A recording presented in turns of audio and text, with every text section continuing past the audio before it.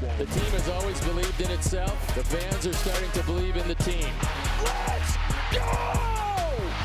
There's some magic in this team. And they pull off the 3-game sweep over the Tigers. They sweep the Tigers out of town, and it's on to see the Twins in Minneapolis.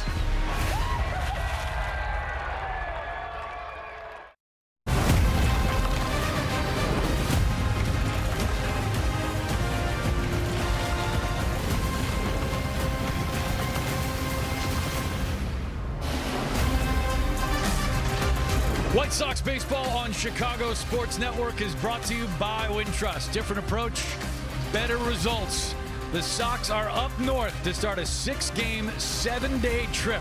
It begins against the Minnesota Twins and that man, Byron Buxton. Sox coming off a great homestand, 6-1 at Rate Field, and will face a team that they handled pretty well the last time they saw him. It'll be Jacob Gonzalez's first road game of his MLB career. He's got the start tonight. Welcome into the ballpark, everybody. I'm Connor McKnight. Great to have you with us. Target Field is a spectacular place to play baseball. And for the White Sox, a lot better results here of late than there used to be. It's a familiar foe, but a brand new series. So let's get you set up for this 3-game set. Well, the White Sox played some tight games in that series against Detroit, but came up clutch when they needed to.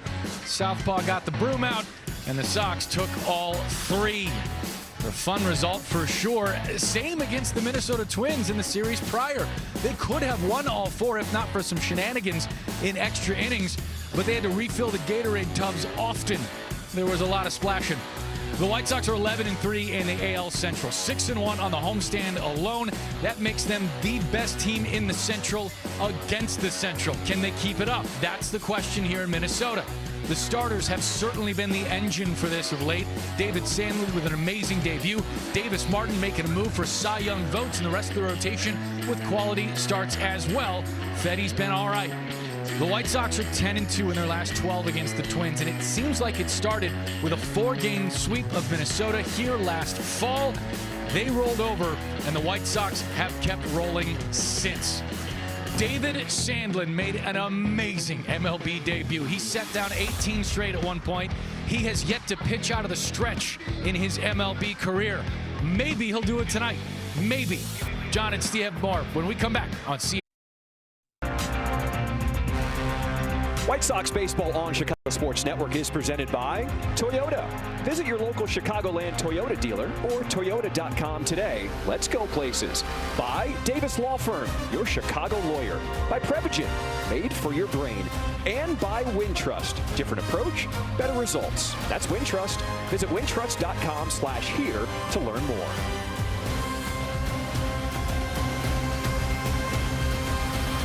Those Gatorade baths have never felt better. White Sox coming off the sweep of the Tigers. They go on the road. Last time we saw this man, David Sandlin, it was his big league debut at home in Chicago. He didn't know how many starts he was going to get, so he just went out and did his thing. Retired 18 straight batters. He gets another start here tonight against the Twins. What's up, everybody? Welcome inside the booth alongside my guy. He is Steve Stone. I'm John Triffin, and Steve, as our resident pitching expert, we're going to be leaning on you tonight because this is a very interesting proposition for David Sandlin. He was outstanding in his big league debut, but he faces the Twins now. He faced them less than a week ago. It's really interesting. It's going to be a game of strategy. Who's going to adjust? We'll see if David can adjust because they know his A game, and his A game was awfully good. So from a hitting standpoint, they're going to take a look at what he did with them and see if he goes back to the same pattern. If he adjusts, they're going to have to adjust. He used only 61 pitches to get through 6, gave up only the hit and the run, and he was absolutely brilliant. But this is tough for even a veteran pitcher, especially tough for a guy who was only in his 2nd major league start. Coming up, the Sox bats looking to stay hot as they go on the road. It was 6-1 in the homestand, looking to keep these good times rolling against the division. First pitch is coming up here. Welcome back here into Target Field. Just a beautiful setting here in downtown Minneapolis, Minnesota, as the White Sox getting ready for the first pitch here against the Minnesota Twins. As we take a look at Will Venable, 2nd year heading this squad here, the manager for the Chicago White Sox. White Sox are 20-11 at home. but just 12 and 16 on the road. That is something that this young team is still looking to improve. We take a look at the starting lineup. It is Sam Antonacci leading things off, Miguel Vargas, Andrew Benintendi, and how about Colson Montgomery looking for his third game in a row with a home run tonight. Colson's been hot. The entire team has been hot, and they're doing exactly what it takes to win baseball games. Our weather is presented by Four Seasons Heating, Air Conditioning, Plumbing, and Electric, and it's absolutely gorgeous here tonight. Temperature is 77 degrees, humidity at 50%, the wind no factor whatsoever, 5 miles an hour left to right field. And so it's a hitter's night. Even though this is a tough park to hit home runs, especially in the alleys, the ball will fly here when it's warm. It'll fly here when the wind doesn't blow, and that's exactly the conditions we have tonight. White Sox wearing the road grays as they get set to step in the box. They just saw the opposing pitcher, Joe Ryan, who is having an incredible second half. His first 6 starts versus second 6 starts, it is very different for him. He has been on a roll as of late. Joe Ryan has been up parts of 5 seasons, and he's never had a losing year for these Twins. That's one of the reasons why he will be a highly sought-after free agent. But his stuff is great. He handled the Sox almost flawlessly right up until he hung a slider to Munetaka Murakami. And then it was 2-2. He got a no decision, but it didn't diminish how effective he was. It was a great pitcher's duel last time. We would expect nothing less here tonight. We talked about the adjustments needed for David Sandlin, but Ryan is also going to have to make some adjustments because the White Sox hitters have seen him already in a week as he takes the mound for the Minnesota Twins. One of the things they're going to have to be aware of, and that's what Ryan does, and he does it consistently. He loves to throw high fastballs when he gets ahead. He's on for his 13th start, the ERA a tick below 3. You can see the command is outstanding. 70 strikeouts, 14 walks. Hard hit percentage, 41%. Opponent's OPS is terrific, and this is how he's going to use his stuff. He loves his four-seamer, 43%, backed up by the knuckle curve, the sweeper, the sinker, the occasional splitter, not too many, and very few sliders. And we'll take a look at the defense. And now Derek Shelton's going to line him up behind Joe Ryan tonight. It's Larnach, Clemens, and Martin in the outfield left to right, with Lee, who's been red hot with the bat, Gray, Keyshaw, and Bell in the infield. Josh Bell can't throw these days. Victor Caratini behind the plate, and we told you about Joe Ryan.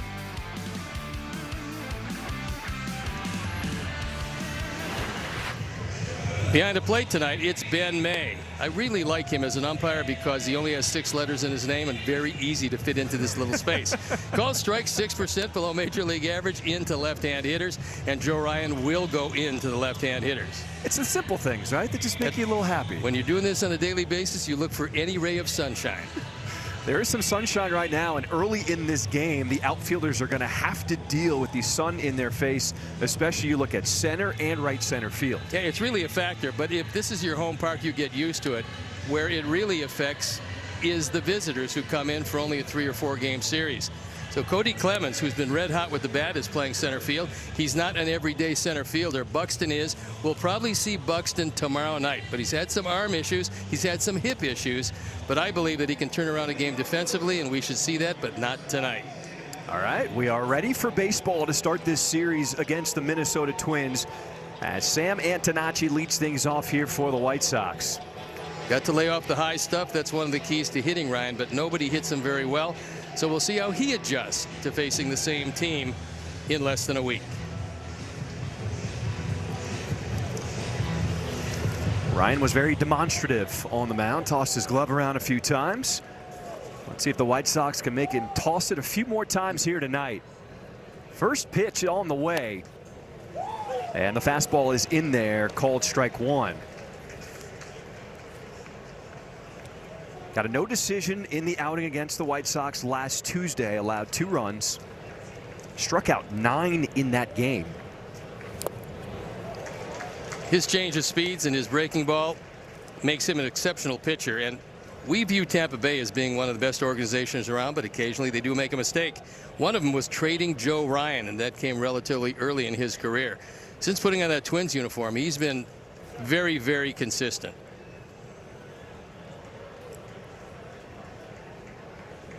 Antonacci finding himself behind in this count, 0-2 to start this ball game. White Sox are feeling really good about the way they're playing right now, coming off of a sweep against the Tigers and a 2-1 win in the finale. And you look at the White Sox in one-run games this season, they're 12-6 already. Yeah, radical departure from last year, the last few years, as a matter of fact. Also, they're winning most of the close ones. Off the glove of Ryan, it is Gray at short, can't handle it. And Antonacci reaches to start this game. We'll have to see what the official score says. It looked like to me E6, but we'd like to see Sam get a base hit. This is a hard hit ball. Gray comes across, moving to his left. I mean, he's got to go a long way for this. He's well on the second base side. And end result? An error. End result is it's a man on and nobody out. Looked like a tough play. E6 awarded to Gray at short. Was a tough play. This one is smoked off the bat of Miguel Vargas into right center field at the wall, and it goes off the wall. Antonacci, he is chugging. He will be held at third. A loud double for Vargas here in this first inning.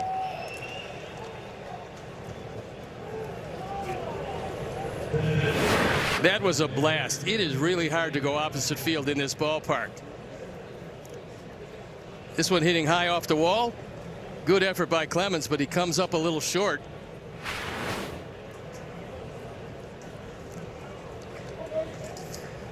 The double is brought to you by Elgin Hyundai, home of the 20-year, 200,000-mile double warranty. Let's have a few more of those reads. We would like that. Oh, how about a Benny bomb? Infield already coming in for the Twins, just the third batter of the game. It shows you a little bit about Derek Shelton and how his Twins are scoring runs. He feels he can't give up one here, but when you draw in the infield, you set up scoring two with anything hit little looper over their heads. All right, it's time for our lines to watch, presented by Circus Sports. Sports betting the way it should be. We look at players to hit a home run. Steve, who do you like tonight? Well, I wouldn't like Vargas. However, came up a little short on that one. We'll take Benny. This is a good park for a pull hitting left-hand hitter, and he's a value play at 540. 1 ball, 1 strike. Starting to see the timing come back for Benintendi. He said when he is going well, it's pitches like that that he's really driving. So he's still trying to get there where he's really feeling comfortable every time at the plate. You can see against Joe Ryan, he's one of the guys that doesn't mind facing him, and there's not too many of those guys. Benintendi, 100 career hits versus the Twins. But that one sticks in the glove of Caratini, a strikeout here in the first. One of the things we said off the top was you have to lay off high fastballs. That's how he'll go get you out. This one up and out of the zone.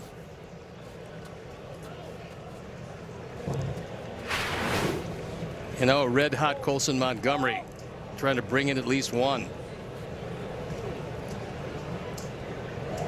Back-to-back games with a home run for the big bopper in the lineup. Broken bat. Looper into right field. It's going to get caught by Keyshaw. Everybody retreats for out number 2. If that one was a little lower, it might have gotten over their heads through the drawn in infield. But unfortunately, Keyshaw was able to go back and make the play.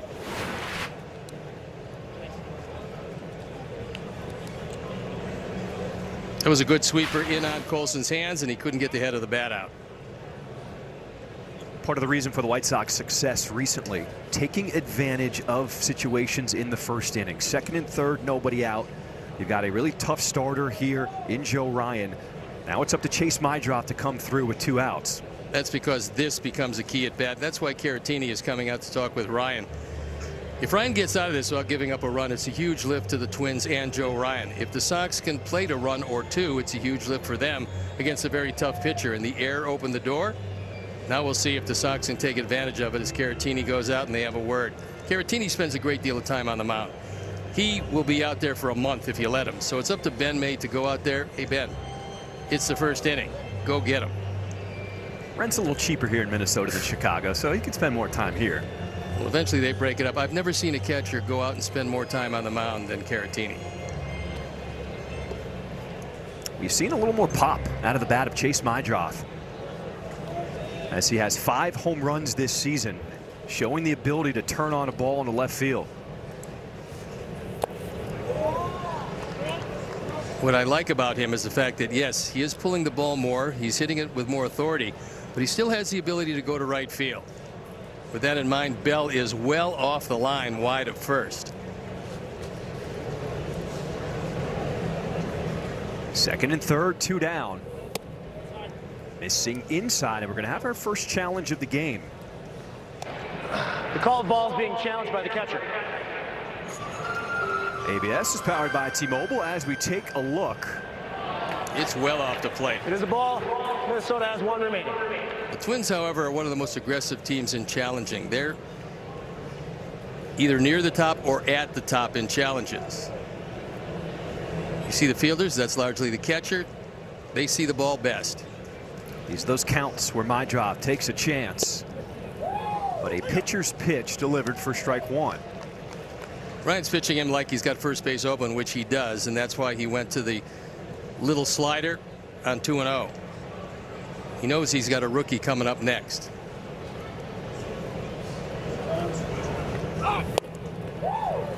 Fastball, that's the #1 pitch that Joe Ryan leans on, and he gets strike 2.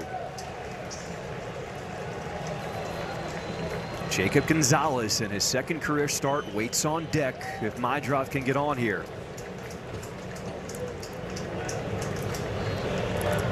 2-2 pitch. Ooh. Choice word from Ryan. Unhappy with that pitch. He's very emotional on the mound. I like when he threw the glove on a foul ball in our ballpark. He had a right to throw it the second time. It tied the game at 2-2. 3-2 pitch. Swing and a miss. White Sox had second and third, nobody out, but strand both runners. When we come back, in his second career start, David Sandlin takes the ball for the White Sox. Take a look at the starting lineup for the Minnesota Twins. White Sox took 3 of 4 from Twins back in Chicago, and the key to this lineup, it's the key every day. Byron Buxton, once again, he is DHing where he has been for the past 2 weeks for the most part, dealing with hip and shoulder issues. There is a look at the man who was brilliant his first time out, David Sandlin. 6 innings, a leadoff home run, and then nothing. 4 strikeouts, no walks, a total of 61 pitches. This is going to be a difficult outing for him. That's how he's going to use his 4-seamer at 44%, backed up by the curveball. He's not a 2-pitch pitcher, but he is about that with 11% on the cutter. This is the only guy in the lineup who gave him problems. It was Byron Buxton with a leadoff home run, and after that home run, he said to himself, well, things can't get any worse, and just retired 18 in a row after that. Well, he realizes how he got him out last time, and they realize how he got him out last time, and it's going to be, will a rookie adjust better than the veterans? And we'll probably see him in the field tomorrow, but tonight he's a DH.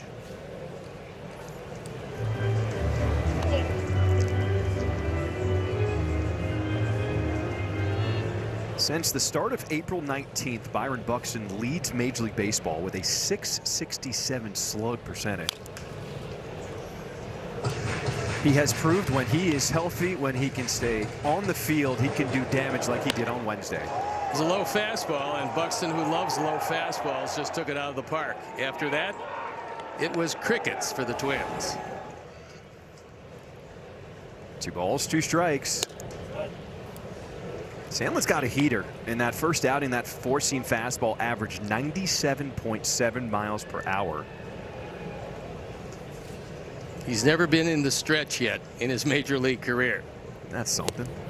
Swing and a miss as Buxton goes down to start this bottom of the first. Looked like a little cutter, just took it off the sweet spot of the bat, and a promising way to start his second major league start. Right on the outside corner. You see the spin, you see the off-center grip, and it's a perfect pitch.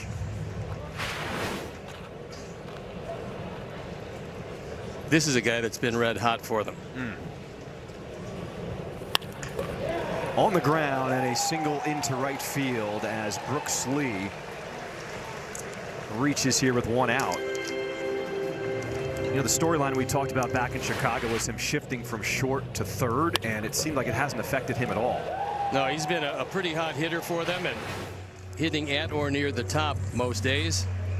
He's been a big factor, as you saw Grady Sizemore, former manager for the Sox and coach for the Sox, first base coach for the Twins.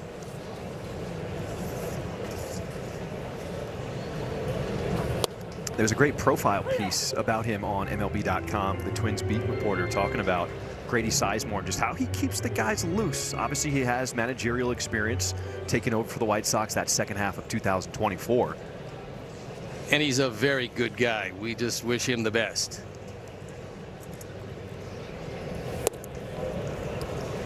Derek Shelton hasn't been the most aggressive manager around, but he does have some pretty good base runners. They've swiped 41 bags, been caught 18 times. And as far as Lee is concerned, he's 3 of 4 in stolen bases. Cody Clemens batting .233 at the plate. It's this one hard, back-to-back singles into right field. Ishida gets it back in quickly as Lee stops at second. Well, we told you the 2 hottest hitters, and they wind up with base hits. So 2 on, 1 out, as he takes his fastball through the right side. Clemens really started to come around in the series against us at the ballpark, and right now he's swinging it as well as he has all year.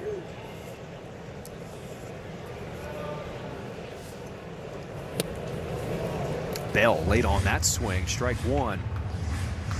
First year here with the Twins, last year with the Nationals, hit 22 home runs.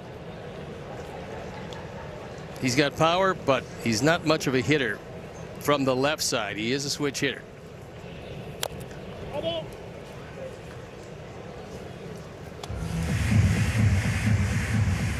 Bell has not had much success against the White Sox so far, just 1 for 13. Get the ground ball. He's grounded into 4 double plays, and because he can't run very well, it should be 2 and out of the inning. 0-2. If you're reading swings and you're seeing Bell, we've seen him late a couple times. What are you thinking on the mound where you go here with this next pitch? Well, the hitter might be thinking, well, I was really late, so he's going to throw me another fastball. I would throw him an off-speed breaking ball. He looked not real good on the first couple.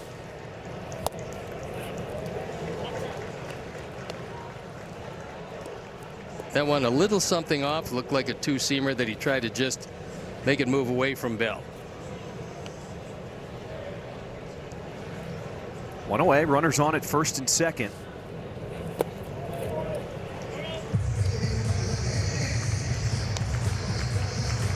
A 6-pitch mix for David Sandlin. So he can go very deep in his bag here in this second outing against the Twins.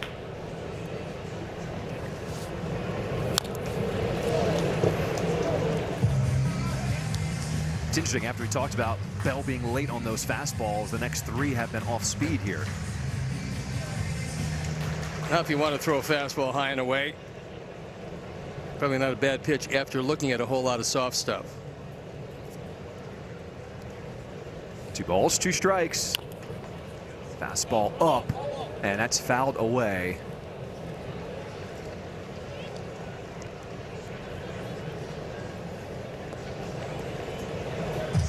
See the Twins getting better at bats this time, and again, it's not anything that Sandlin is doing. It's just that they've seen him so recently that guys are making adjustments.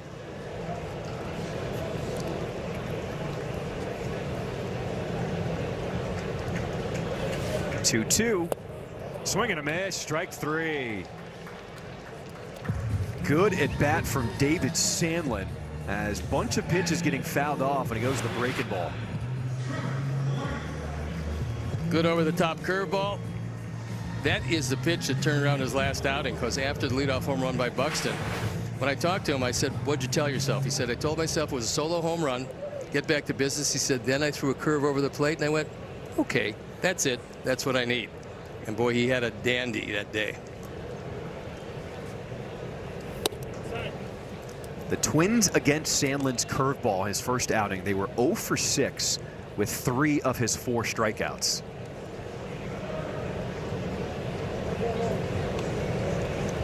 He's got 2 down here in this first inning as he faces Trevor Larnach. Larnach rips this one into center field. Lee, he will be waved in. And the Twins strike first, 1-0 to start this game.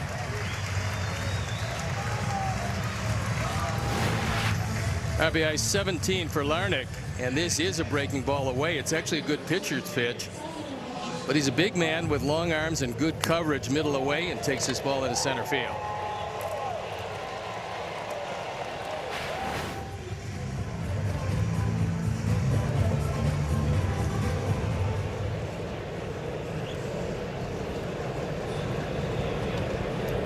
Runners on at the corners with Austin Martin now at the dish. First time around, clearly Sandlin had the advantage. People didn't know his stuff. They didn't know what to expect.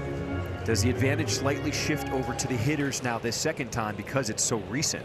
Absolutely.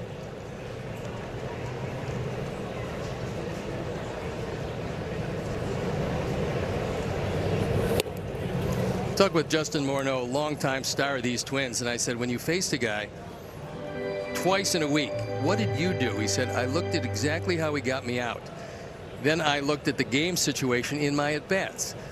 Then, if he got me out on bad swings, I had to make an adjustment. If I hit the ball well on good swings but went 0 for 3, no problem. Fly ball in the center as Peters battles the sun to make the catch. After 1, the White Sox trail 1-0. Welcome back. Top of the second we go. White Sox trail the Twins 1-0. This half inning is brought to you by Wintrust. With Connor McKnight on the field, Steve Stone, I'm John Schriff, and thank you for joining us here in Minnesota. The first of 3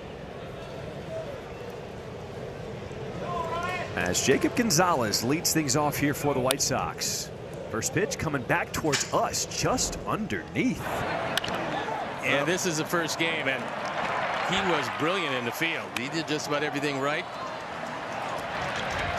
He also hit the ball pretty hard. A couple of flyouts, but they were both in excess of 100 miles an hour on exit velocity. What was the first thing you said when we came to this booth? I said, you don't have to worry about the right-handers. Heads up on the left-handers, because if one comes back, it's going to be off the left-hander's bat. And that one was just a little low and away from us, which was good because that one came back to eat. Watch your laptop.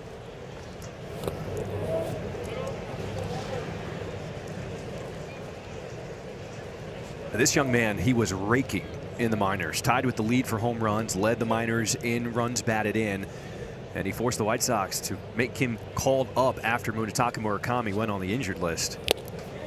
But he goes down swinging here.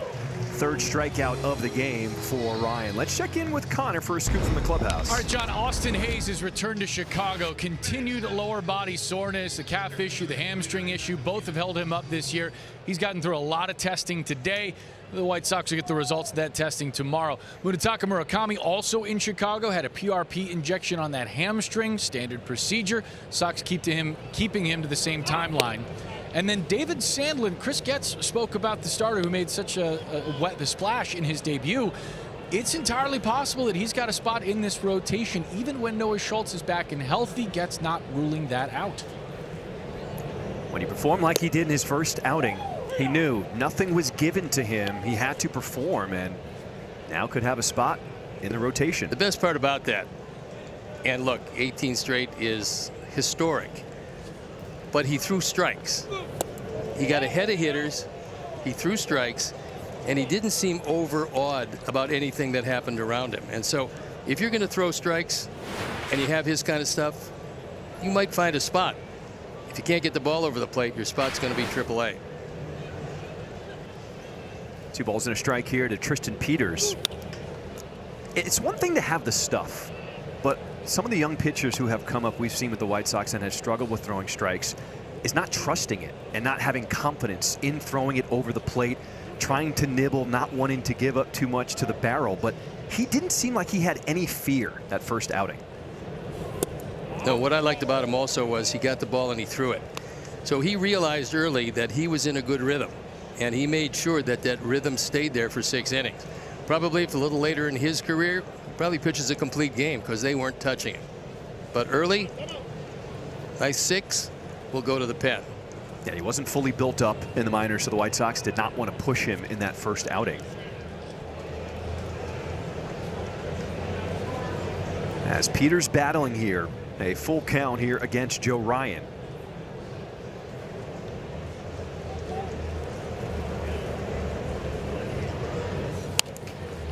On the ground to the right side, it is Bell with the backhand, flips to Ryan, and just beats Peters with speed as Ryan apologizes for crossing in front. Chicago Sports Network is your streaming home for White Sox baseball, from the first pitch to the final out, plus exclusive shows and more. It's all on the CHSN app. Subscribe to the White Sox only plan today at subscribe.chsn.com. Chicago Sports Network, full stream ahead. I always enjoy our conversations when we talk about the game and just kind of how it's evolved over the years. And anytime I look at some of the highlights from 70s, 80s, these guys are a lot nicer nowadays. Yeah, there was a time when Peters would have just ran up his back. That's what I'm saying. Yeah, the technique wasn't real good for Ryan, but now it's more of a gentleman's game. That one is ripped, but Gray snacks it out of the air and takes a hit away from Caro. White Sox retired in order as we take another look at this grab from Gray.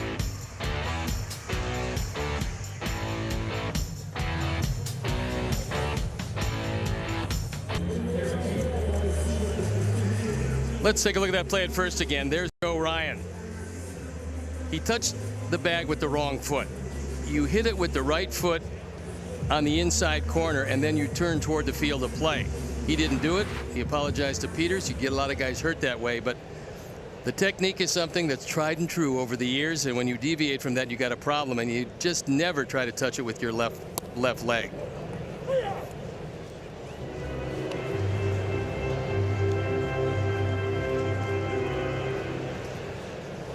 Bottom 3 in the order for the Twins to start this home half of the second inning. As Sandlin leading on that breaking ball, strike 2 here to Victor Caratini. Tough year so far with the guy they brought in to really help them behind Ryan Jeffers. That's the biggest loss the Twins have suffered out of all the losses they've suffered, was Jeffers, because number 1, he can hit the ball. Number 2, he's an excellent defensive catcher, very good on challenges, but he's one of the leaders of this team. Twins in the midst of a 5-game losing streak, and they've been outscored 46-21, matching their longest losing streak of the season. Well, they have won 3 of their last 4 here at home, and they're a vastly different team. Second full count of the game here for Sandlin. Breaking ball froze him. Strike 3. Strikeout number 3 for Sandlin. Over the top curveball, and it's really a good one. It's late, it's quick, and it's normally in the strike zone.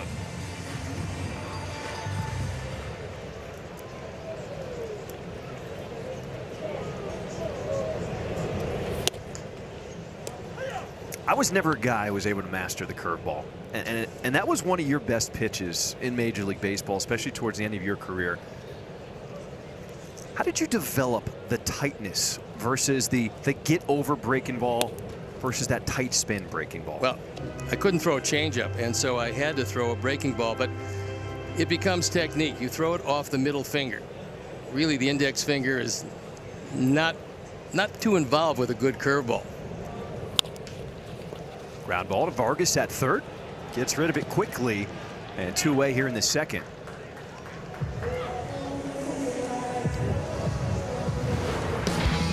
So after Sandlin gave off the leadoff home run in his first career start to Buxton, he was a different guy. Well, he discovered that Major league hitters don't hit good curveballs, and that was the first thing that turned it around, and then he was absolutely brilliant. So that being said, this will be a night where he really has to read the swings and see if they're going to make the first adjustment or if he's going to have to. And so far, the stuff is really good. He's got the 3 strikeouts. They did get 3 base hits. They were all by left-hand hitters. And so the adjustment will probably come with the lefties. Gets the pop-up as Sandlin gets out of the way. Vargas calling for it. A 1-2-3 second inning for Sandlin. Sox trail 1 after 2.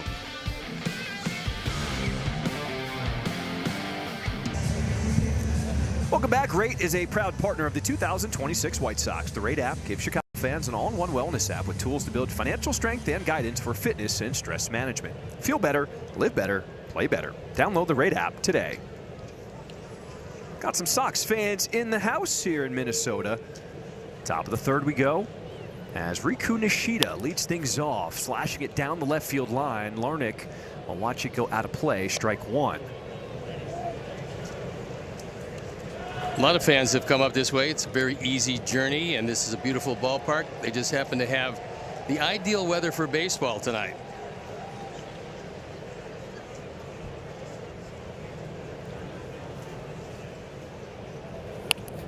And the bunt, charging is Lee at 3rd.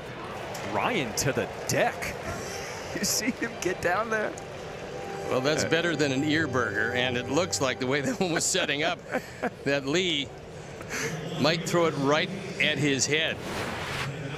We'll watch it again, and there's Joe. He's down, and down goes Ryan. Very animated pitcher. Supposed to be entertaining, and that he does. Also, he happens to be very good. Yes, he is.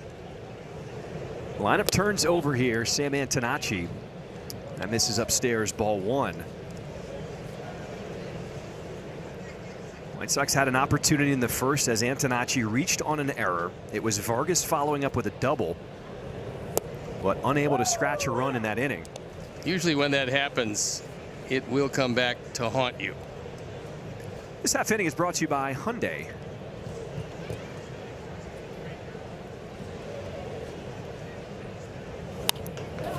Down the line in right field, and it's a fair ball. Antonacci, he takes the big turn as Martin gets it out of the corner. And Antonacci, a 1-out double here in this 3rd inning. Sam was taking a look in the corner, but there comes a time when you have to concentrate on the bag, and that's when you pick up the 3rd base coach. So he drills this slider into the corner and then thinking about 3 bases. And this double is brought to you by Elgin Hyundai, home of the 20-year, 200,000-mile double warranty.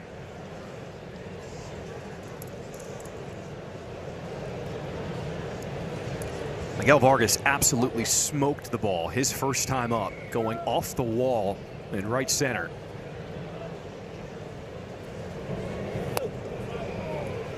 As that breaking ball misses in, ball 1 to Vargas. He has 38 hits now in his last 39 games, as he has become one of the drivers here in this White Sox offense. Now he's in a good spot because Ryan, although he's got first base open, doesn't want to get to a guy who's always hit him, Benintendi, who's in the on-deck circle.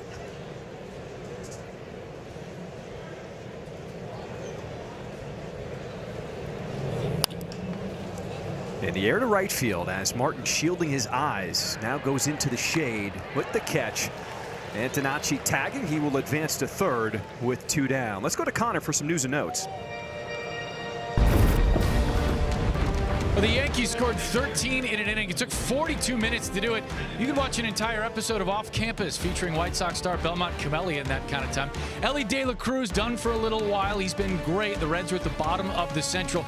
Jacob Mizorowski might be the best pitcher going. Guys, I want to get the numbers right. 6 games, 129 at-bats. He's allowed just 15 total bases in that stretch. It's ridiculous. He is on another level, that youngster. Give you another piece of news that was making national headlines today with the sweep of the Tigers Detroit, they might be sellers at the deadline, which could mean that Tarek Skubal could be going somewhere else. Well, they're 11.5 back. The Guardians have first place by just a game over the Sox. A little too early right now to say what you're going to do, but look, they're going to lose Skubal. They're not going to pay what he wants over as many years as he's going to want it. But Skubal's got to come back and actually show that the stuff that he comes back with is the same stuff that won him 2 Cy Young awards.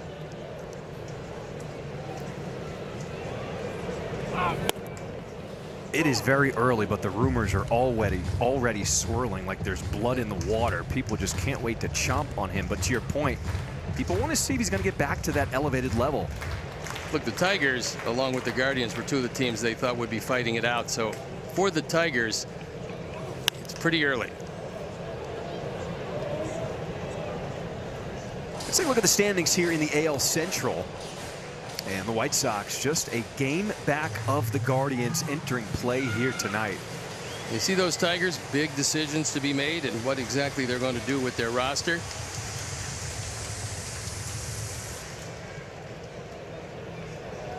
A lot depends going forward, and can that team start to turn it around? They've got the pitching to do it, but the hitting has been woeful. Pops out of the glove of Caratini, so Benintendi stays alive. That team is averaging around 3.5 runs per game scored. And in the major leagues, you're not going to do much with that. That is last in the major leagues. To give you an idea, the White Sox are averaging over 6 runs per game recently on this homestand.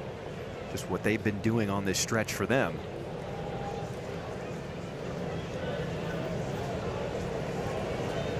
One ball, 2 strikes to Benny. That's how he got him the first time up, and he went back there again.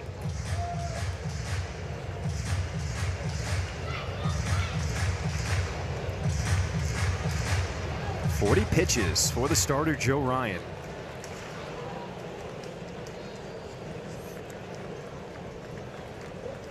With Antonacci standing at third. I love his leads. They're just so aggressive off third, and he just puts pressure on the catcher Caratini to make sure he corrals that pitch. Well, Joe was coming about 1/3 of the way down the line, because with Lee well off the bag, you can take your lead just as far away as he is from third base, and you can see how much room Sam's got. And Brian says, hold on for a second. Let me just step off here and get control of this again.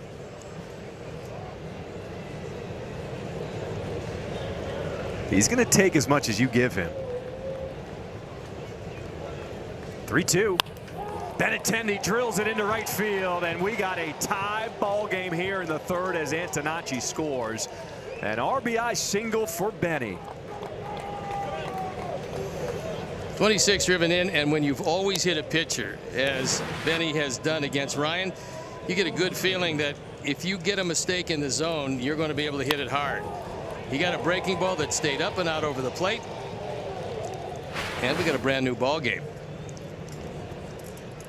Benny battled back there. Took that 3-2 pitch into right field.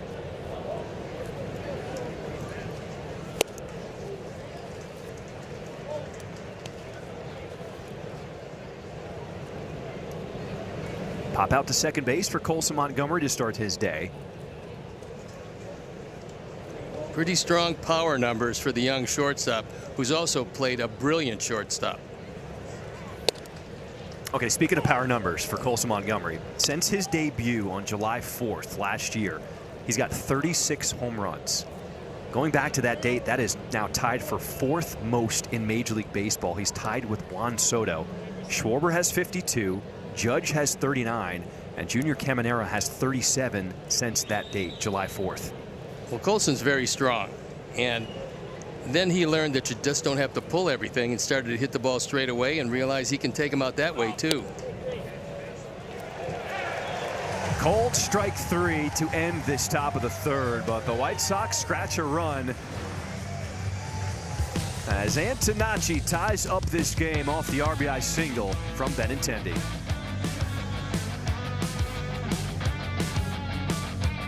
Tonight's game is brought to you by Marquette Bank. Marquette Bank is Chicagoland's trusted neighborhood bank and home lender. So level up your banking with Marquette Bank at emarquettebank.com. Marquette Bank. Love where you bank.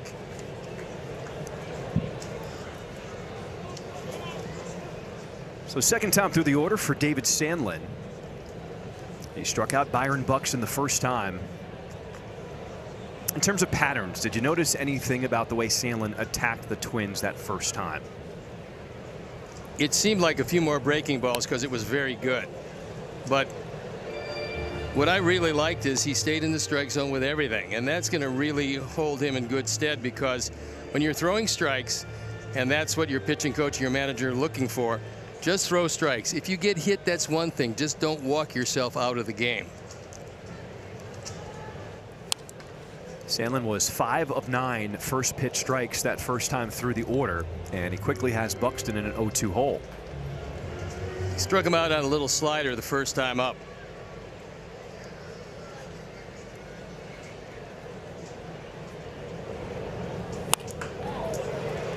Hit to left as Antonacci will make the grab. One away to start this bottom of the third inning. It's almost like a sigh of relief anytime you can retire Buxton.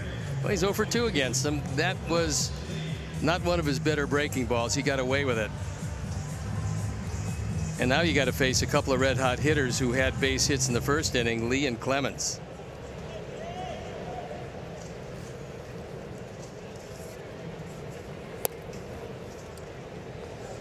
Lee's coming off a 2-home run ball game against the Pirates.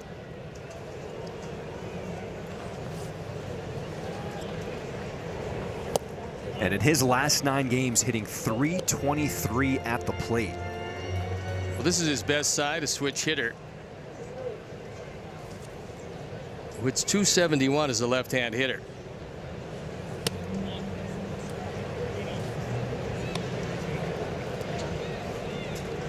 Sometimes you retire a guy like Buxton, kind of let your guard down, and now it's a 3-0 count here to Brooks Lee.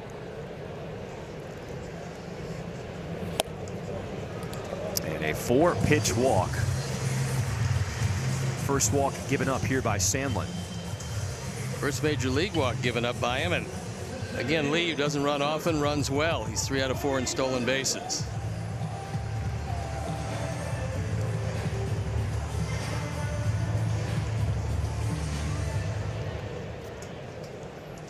We talked about your concentration trick, where you would write something on your glove. Maybe a good time for Sandlin to, whatever he needs to do to just refocus here. Gets the grounder, goes to second for the lead runner. Montgomery's return throw a little high. It'll get away as Clemens throw to second. Got him! Heads up baseball by the White Sox to end this third inning.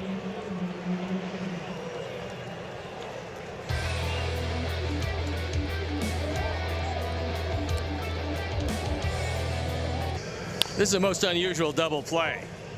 It goes 3-6 to start. The high throw airmailed, but Jacob Gonzalez hustles, makes a rolling throw into second base and cuts down Clemens. It's our Steinhafels double play. Steinhafels donates $200 to Special Spaces Illinois for every double play. Double plays that make a difference. It's plays like that you can tell Jacob Gonzalez, a former shortstop. There's no doubt that that was really a heads-up play, especially for a guy that is not a lifetime first baseman. But he hustled, made a very good throw, and I think the initial throw, a lot of guys would have just caught it, stepped on the bag, take the automatic out, and put a run in scoring position. He didn't do that. Being a shortstop, he knows he's got a very good arm, and it really came into play there. This one well hit off the bat of Chase Mydroth. As Clemens and Larnach racing towards, it's going to fall between the two and hop out of play for a double to start this fourth inning for Chase Mydroth.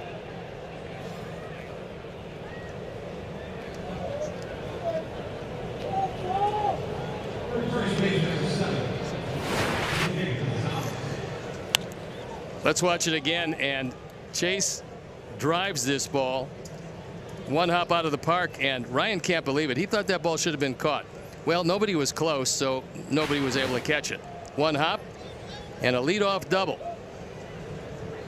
It's already the third double from the White Sox tonight. It's Let's see if they can capitalize here. Jacob Gonzalez pulls this one foul out of play.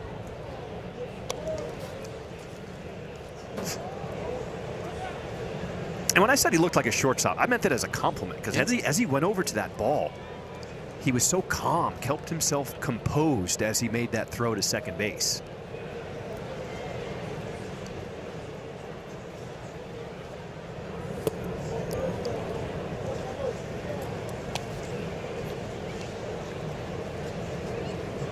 Ton of middle infielders in the minor league system for the White Sox. Sometimes you got to learn another position in order to make the bigs. Well, that's really the only way you can make it these days, is show versatility. Hit hard, but foul down the line. Situation here where with a leadoff double ahead, Jacob has got to pull this ball to the right side. You got to move along Meidroth one way or the other, whether it's a long fly ball or ground ball to the right side, preferably a base hit.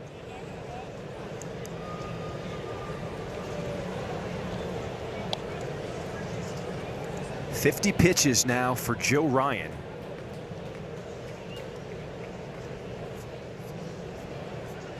I think you can see both pitchers a little different this time through, because the hitters have made their adjustments on both sides. Both pitchers still throwing it well, but the Sox have hit the ball so much better against Ryan, who's a veteran pitcher with great stuff, but they're squaring up a few here early in this game.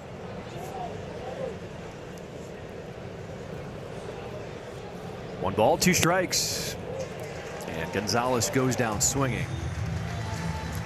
Join us at the ballpark on Friday, June 12th, as the White Sox take on the Dodgers at 6:40 p.m. 10,000 fans in attendance will receive a Homies Big Head figure presented by Beggar's Pizza. And be sure to stay after the game for a post-game fireworks show. To purchase tickets and prepaid parking, visit whitesox.com/promos. That is going to be a huge weekend when the Dodgers are in town. It is going to be jumping. There's a lot of tough games coming up, and everybody said this will be the defining period for the Sox. However, the Guardians don't have it easy either, because the Guardians are going to play the Yankees in New York starting tomorrow.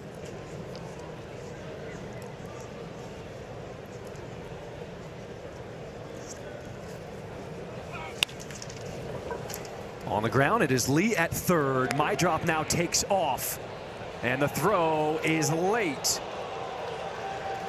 the White Sox with a runner at third with 2 outs now. Look, the Sox know that Bell can't throw the ball, and because of that, every time he's involved in a play, they're going to take off. They're going to force him to make good throws, and he's got an arm issue. He hasn't been able to throw it in quite some time, and so they're just running. He can't get it there on a fly, and now Chase, the go-ahead run, is 90 feet away. That's a good slide. Throws his body away from the tag, catches it with the front foot, and gets in safely.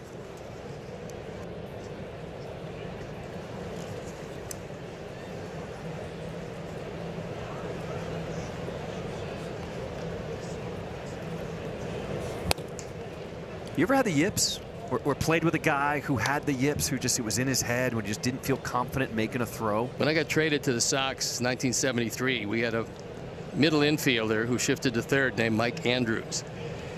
They shifted him to third because he was a second baseman, and he couldn't throw it from second to first like Chuck Knobloch for the Twins. So when he got a ground ball at third, all the pitchers got off the mound. I mean, we just backpedaled to second base because he would routinely hit the top of the mound trying to throw from third to first. Happened to Rick Ankiel, who was a pitcher, couldn't pitch anymore, tried the outfield. And it happens, and nobody can understand why. Just one of those things. Top of the fourth, this half inning is brought to you by Toyota. I mean, I remember watching Chuck Knobloch go through it with the Yankees, and he was tossing him underhand. He was trying to do anything, but it was clearly mental. Just couldn't break through. The yell from Ryan as he delivers that, strike 2.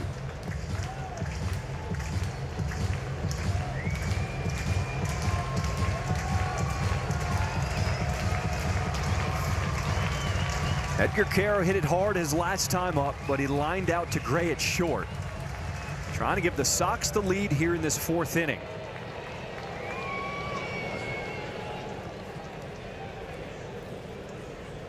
Two-two.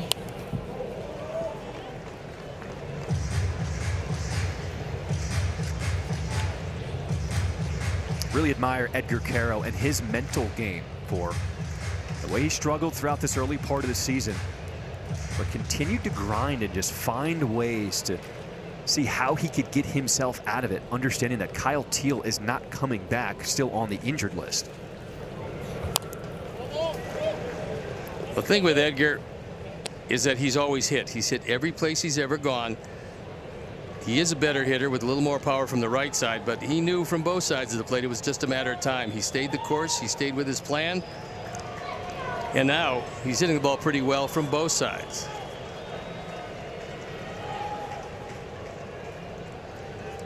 Two-two. Got him upstairs swinging.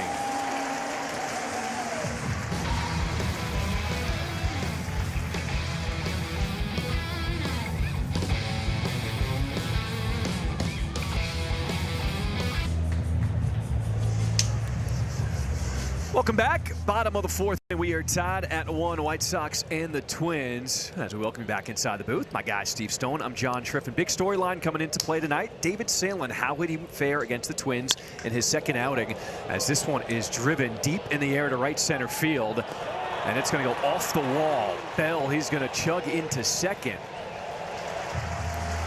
And my question was going to be, how has Sandlin been so far his first 3 innings? I think he's fared very well, and one of the reasons why is he's getting his curveball over the plate. He walked his first batter in his major league career last inning. But Bell hits the daylights out of this one. Goes off the wall. And this double is brought to you by Elgin Hyundai, home of the 20-year, 200,000-mile double warranty.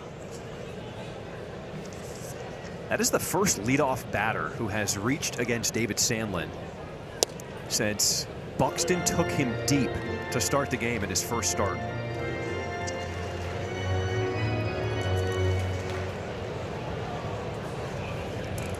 That's what Bell was brought in for. And Trevor Larnach now, an 0-1 count.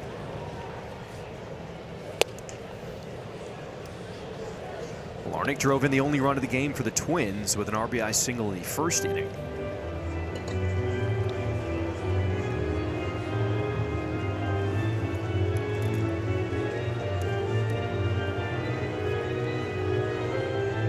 If Sandlin can come out of this at bat with Bell still at second base, it's going to help him immensely in this inning.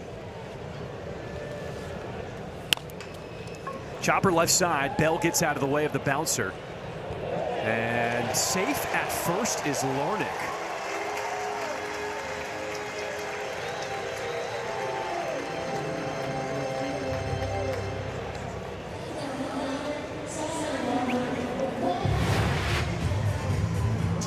For a big man, Larnach runs very well.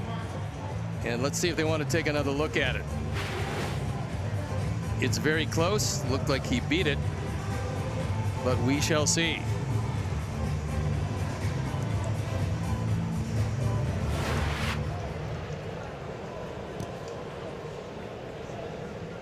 He is safe, and they're going to play on. Runners at the corners, nobody out. So a base hit for Larnach. And Sandlin delivers strike one here to Austin Martin.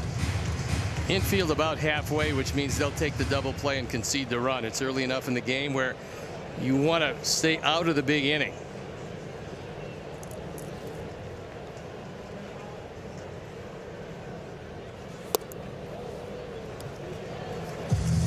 Martin had a very good start to his season, establishing himself as an everyday player. But he's been in a little funk as Austin Martin is 0 for his last 17 at the dish.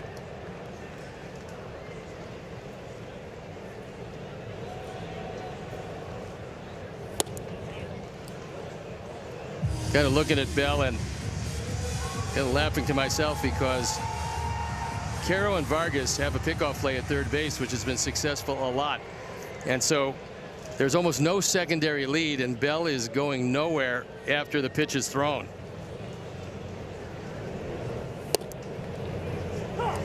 Sandlin landing it. Strike 2.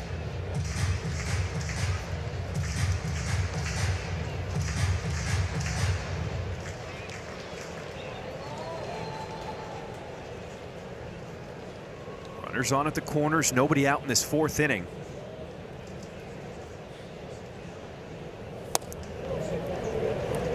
Starting to see Sandlin nibble a little bit more here this 2nd time through. Well, he's been in more trouble. I mean, he's given up 5 hits, and he knows he's got to make some pretty good pitches, show him something different than last time, but the stuff is still very good. He's showing enough to know that he's got a lot of promise.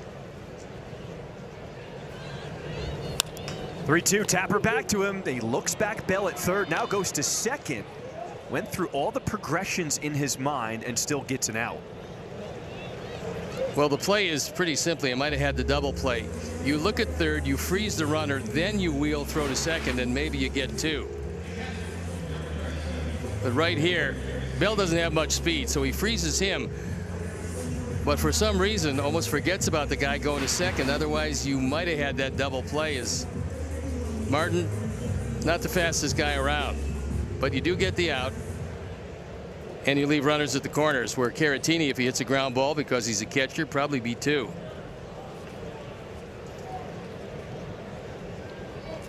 There goes the runner, and Caro will just put it in his pocket.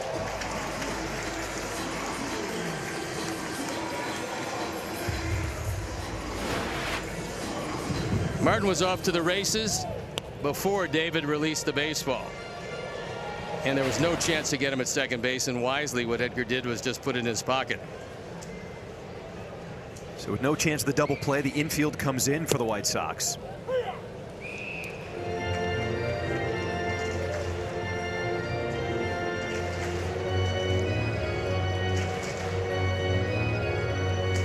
We've seen Nishida with a very good and accurate arm in right field.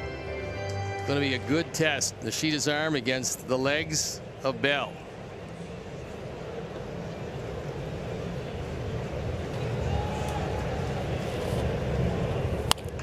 Breaking ball. Montgomery, he's coming home with it, and Bell, he's going to be out at the plate.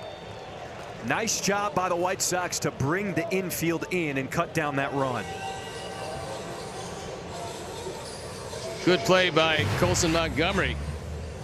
You watch him here. He's playing pretty much up the middle. When this one gets by Sandlin, a quick throw, and he's a goner. He doesn't block off the plate without the ball. That leaves runners at the corners, but now there's 2 outs. Sandlin walking the tightrope here in this 4th inning.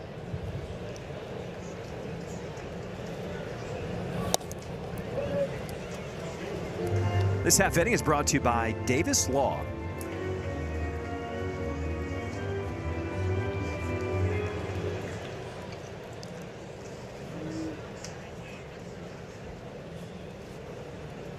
Luke Kershaw is 0 for 1 with a ground out tonight.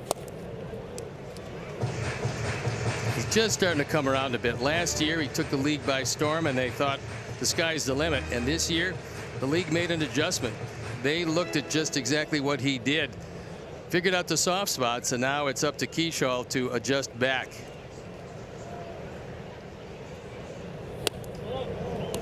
That one missing. 3-0 the count to Kershaw, who does have a 7-game hit streak he brings into play tonight.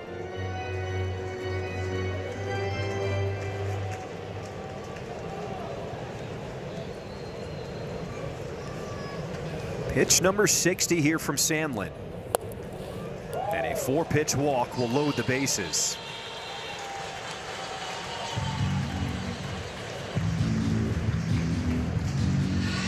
Zach Bove coming out.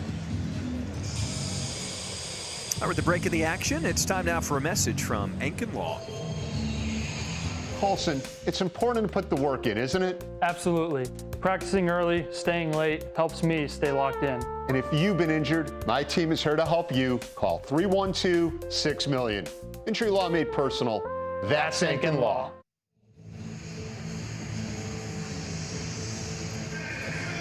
You can see a First inning where it was labor intensive. This inning is slowly getting there. Now you have a guy that swung the bat fairly well against the Sox in Chicago. That's Tristan Gray. See the bases loaded with 2 outs in this 4th inning. Sandlin goes to the breaking ball, missing ball 1. Greer with the bases loaded. It's pretty good. Yikes.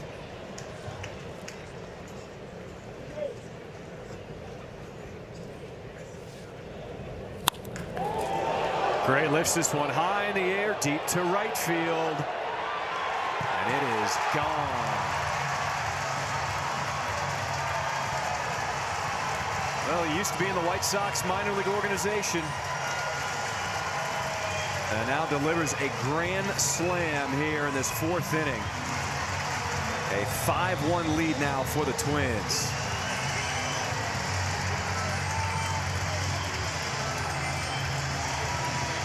Fourth home run of the year, and now Gray has 22 driven in. We'll take another look. There's a curveball, stays on the inside part of the plate. Gray gets most of it. This one didn't break late, didn't break sharply, and it's a home run replay. The Lexus Experience amazing home run replay. So he only pitched 61 pitches in his first outing.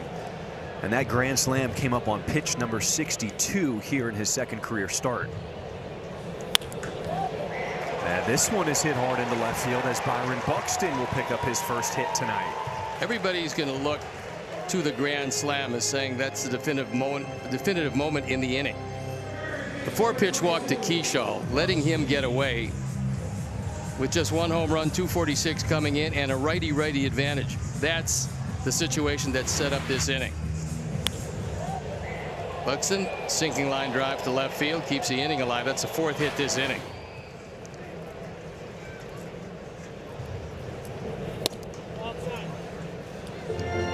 We told you coming into this how difficult it is to face a team twice in a week. And that's for a veteran guy. But a young pitcher, it's really difficult, and his command has deserted him a couple of times.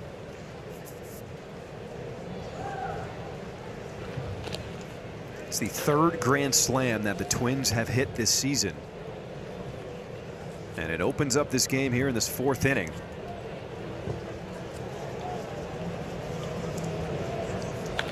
Ten hits in 4 games in Chicago.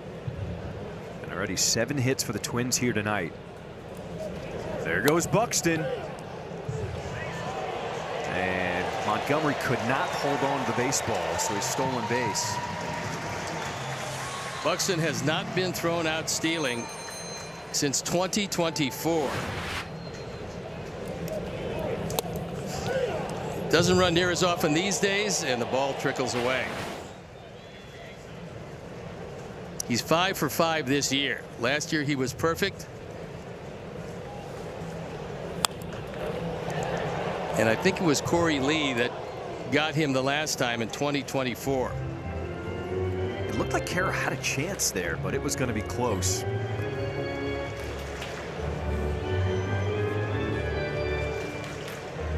Well, look, the knees periodically have been bad. The hips have been bad. As a young player, you were hard-pressed to ever get him. Now he's a lot more selective, but still very good.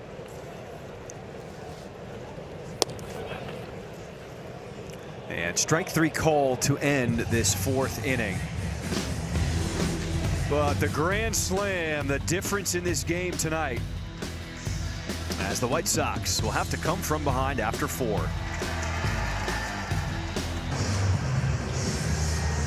Welcome back. Top of the 5th. This half inning is brought to you by St. Xavier University. How about the truck stick? Yeah, it looked like the Blue Ox cheated at the beginning, and T.C. Baird took exception to that and leveled him in the stretch. Setting it up for whatever that was. Oh, I think that's the target dog. No, that one was not. No, the target dog ran by him to win, right? Could be. Riku Nishida starts things off here for the White Sox. Bottom of the order, top of the 5th inning. Nishida, chopper, second base. And safe at first. That is the speed that Riku Nishida brings on a nightly basis. You can't afford to double clutch because the Sox base runners are going to run everything out hard. And as soon as Kershaw couldn't get the ball out of his glove, Nishida beat it. Right there, he has no grip. And by the time he gets it, he's safe at first. Second error of the night for the Twins.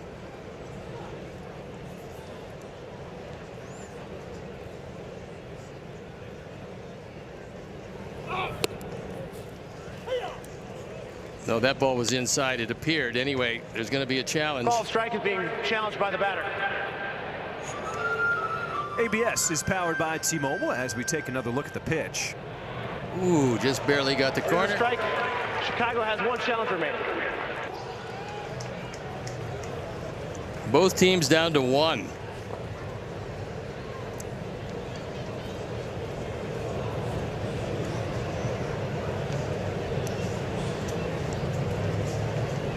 Sam Antonacci doubled and scored in 3rd inning.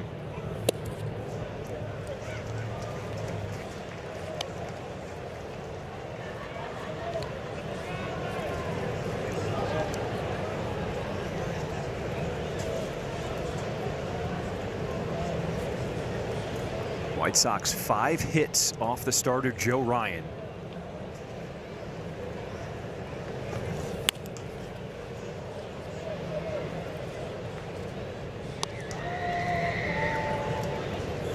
If I had to guess, I would think that it's Gray at shortstop giving signals to Joe Ryan when to throw to first base, because he's not looking at all at Nishida. As he goes into his stretch, he's looking straight at Gray. And that's exactly what it was. I mean, that time he reached for his glove. He's giving the signs to Ryan.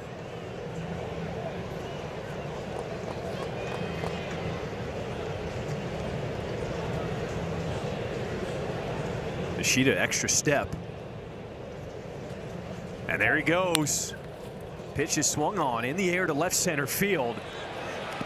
And a running catch by Larnick, able to track it down as Nishida has to retreat all the way back to the bag.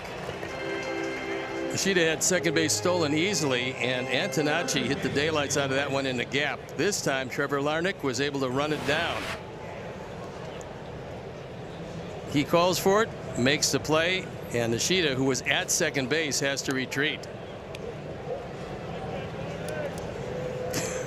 Ryan's a pretty happy guy, you would expect.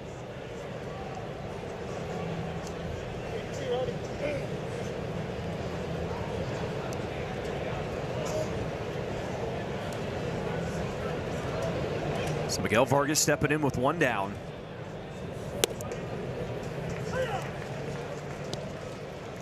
First the second 6 starts of the season for Ryan. Very different. Had an ERA just under 4 in his first half, and now an ERA under 2 in his last 6 starts.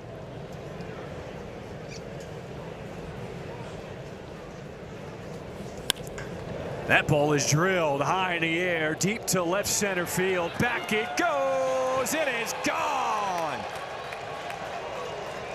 A 2-run shot for Miguel Vargas as the magic wand continues to do its thing. And the Sox cut into this lead. It's a 5-3 ball game here in the 5th. Home run number 14. And the runs batted in continue to be exceptional for Miguel Vargas. It's our Lexus Experience Amazing home run replay, and this one hit awfully hard into the bullpen of the Twins, and it's a 2-run deficit.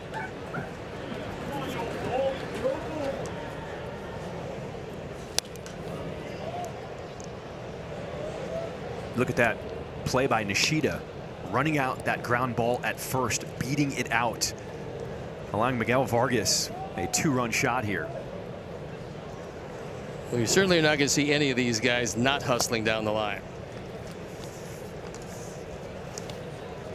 When Will Venable calls up a young player, he has a meeting with every single one of them. And he's had a lot of meetings because there's been 11 call-ups this season. So he has kind of a speech he has prepared. And he said there's 2 non-negotiables. If you're a pitcher, the first one is you got to be able to cover first base.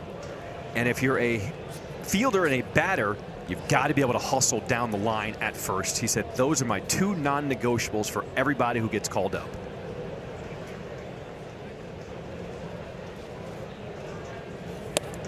Usually, it's almost a chorus. If the ball's hit to the right side and it pulls the first baseman wide, everybody will yell, "Get over there." And the pitcher, even if he forgot, reminds himself that he has to sprint to the bag and make the play. And Benintendi gets under this one, pops it up in foul territory. But Bell runs out of room. Sox have been one of the great come from behind teams. In fact, they lead the major leagues in come from behind wins. And that's a radical departure from years past. This club never gives up. They keep scratching. They keep driving some runs in. They cut the lead piece by piece. And eventually they get down to the fact where it's a tough and tight game late. And it doesn't matter how big the lead is. 2-2 to Benny. This was a belief that started all the way back in spring training. A lot of these young guys said, why not us? Why can't we make the playoffs this season? And game by game, they've slowly proving to themselves just how good they can be. Benintendi, back he goes, get out! Back-to-back home runs here in the 5th inning. This time it's a Benny bomb. And it's now a 5-4 ball game here in Minnesota. Second run driven in. And it'll be our Lexus Experience Amazing Home Run replay. Don't worry, we'd like to read that about 6-7 times today, and this is indeed a bomb. No doubter. Joe Ryan getting touched up here. It's not just how difficult it is for the rookies. For the veterans, it's also pretty difficult to face the same team twice in a week. Steve, that's now the 5th time the White Sox have gone back-to-back in a game this season.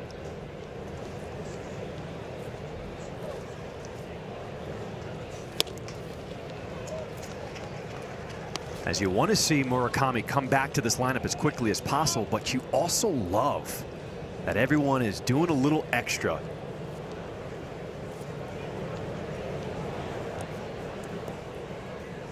.42 home runs they hit in the month of May. I didn't want to see that month leave. The merry month of May. And the one thing that always been hold true in this game is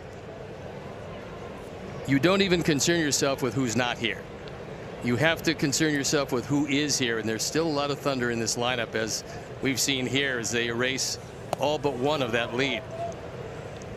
You feel it. I mean, think about it. Every time we go into the clubhouse, whether at home or on the road, it's just a different vibe no matter who you talk to, no matter how long they've even been here with this team.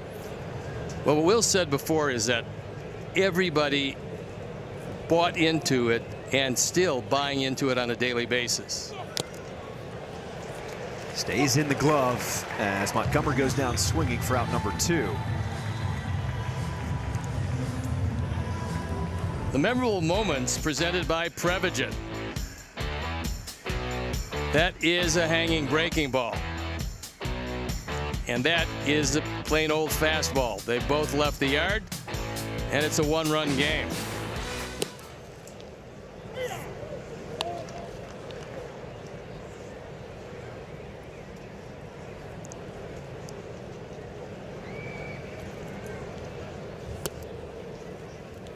We've now seen 7 hits by the White Sox off the starter Joe Ryan, and 5 of them have been for extra bases. 3 doubles, 2 home runs by Vargas and Benintendi.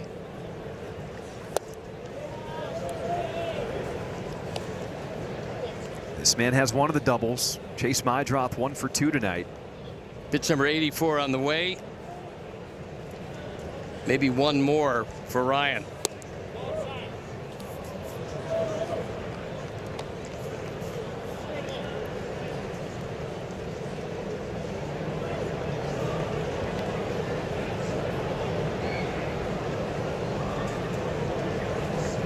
3 balls and a strike. Mydroth in the air to left field as Larnach will make the catch. But a couple of home runs and the White Sox right back in this ball game. First it was Vargas with a 2-run shot. And then Benintendi follows it up back to back. It's now 5-4.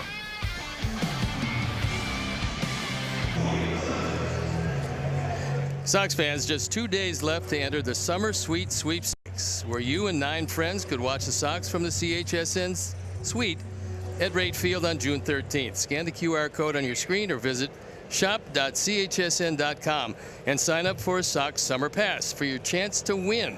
No purchase necessary. See official rules for details. Boy, will I be happy when that one is awarded. You're going to be so sad. Yep. In 2 days we don't have to do that anymore. Hate to see that one go away, those Summer Suite Sweepstakes. What a response from the White Sox. A grand slam given up by Sandlin in the 4th, and White Sox get 3 back in the top half of this frame. It's got to feel good as a pitcher as Sandlin gets back on the mound here. But a 3-0 start here to Cody Clemens.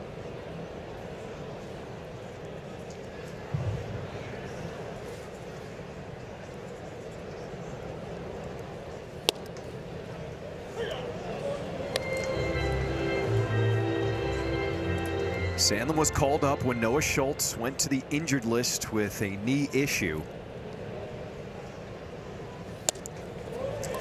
And he delivers a walk to start this bottom of the 5th.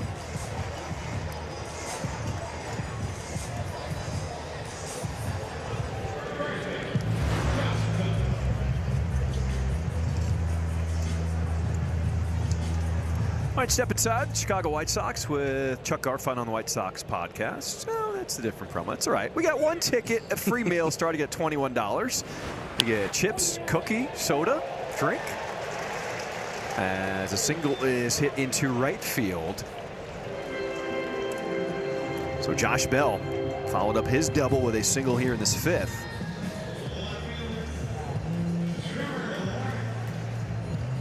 Now Larnach is 2 for 2 with a stolen base and a run driven in. There's nobody out as the Twins start to battle back. Zach Bove coming out to the mound, probably going to try to take as long as he possibly can, as long as Ben May gives him. There's a pen up and throwing.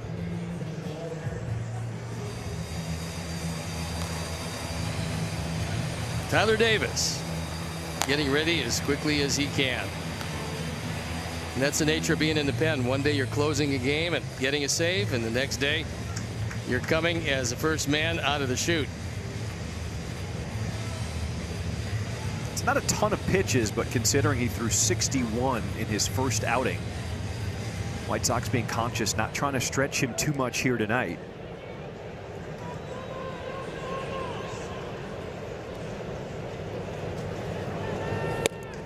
There's a lot of ways to get to a pitch count, and if you're getting there under duress, and there's no doubt Sandlin is tonight, the tendency to wear down a little more quickly.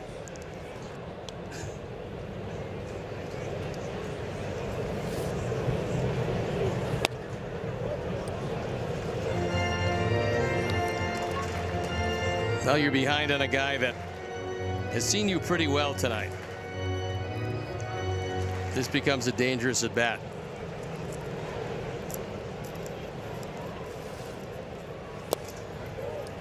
Sandlin is searching for a pitch that he can get in the zone, but it continues to elude him here in this 5th.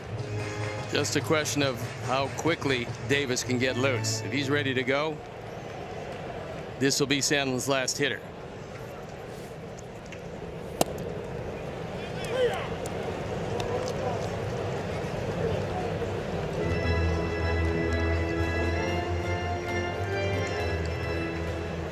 Walking a single to start this bottom of the 5th inning.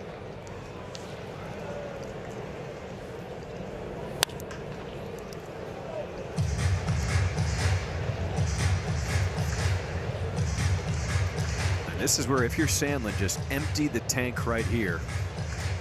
He knows this performance is not going by this inning one way or the other.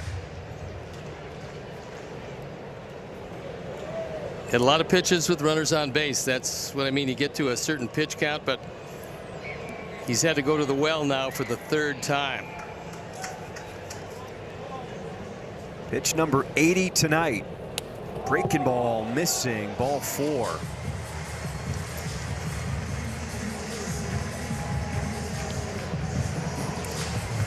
That is going to be it for David. He will depart with the bases loaded. There's nobody out here in the bottom of the 5th inning. So the sign has been made. 2nd trip to the mound, and on comes Tyler Davis with no place to put anybody.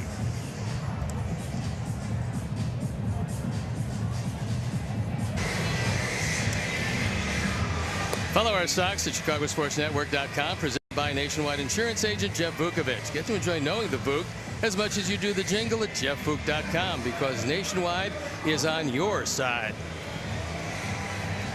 Tyler Davis coming on with the bases loaded.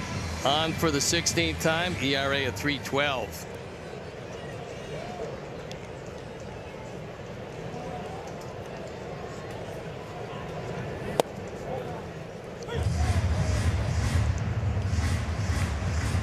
Infield is halfway. They're looking for 2. They'll concede the run to stay out of the big inning. There you see the base runners, Clements, Bell, and Larnach.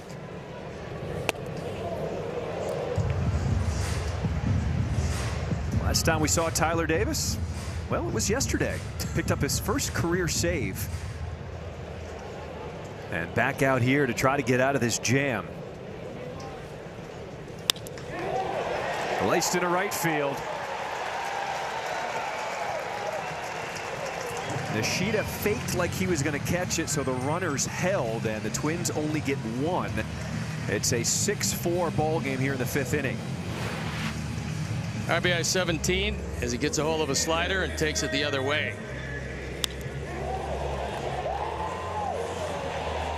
On a line drive, you're not going to take off right away because you don't want to run into a double play, so they only get 1, but the bases remain loaded.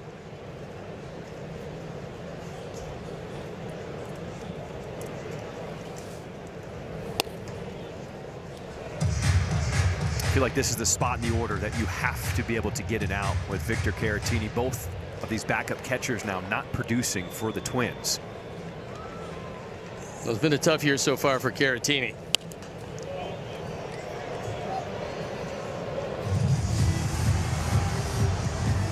There's obviously no such thing as an easy out. You're a major league hitter, but as a pitcher, you must be conscious of certain spots in the order where you know you can maybe go after guys a little more aggressively. When you're in a situation like this where no margin for error, you're just trying to get a ground ball. You got a slow running catcher and you're thinking about 2. Line drive into left field as Bell will now score. A 7-4 Twins lead.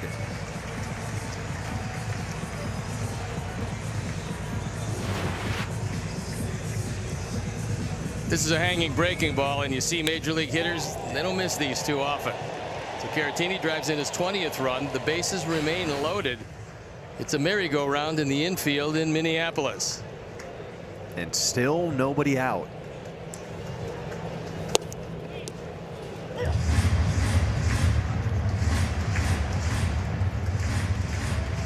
This was the spot in the order you talked about back in the 4th inning, a 4-pitch walk. Yeah, that the righty-righty advantage, 4-pitch walk, set up the grand slam. And everybody has a tendency to look at the hit that opens up the inning as opposed to what preceded that hit. In this case, Kershaw hitting in the 240s. You got him on a soft ground ball to third base the first time, and then just walked him on 4. 97.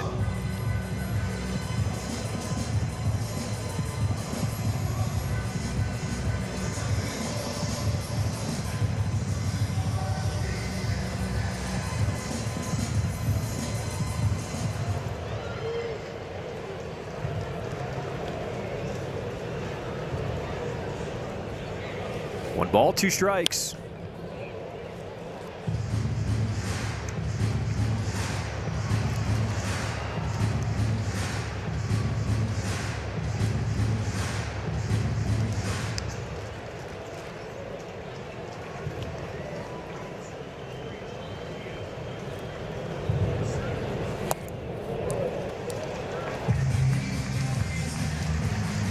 This one, the White Sox scored 3 to get back in it. Twins answering with 2 here in the bottom half of the frame.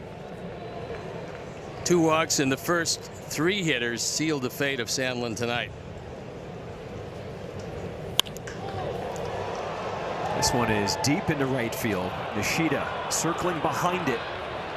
And his throw get cut off as another run will score. It's now 8-4, Twins on top.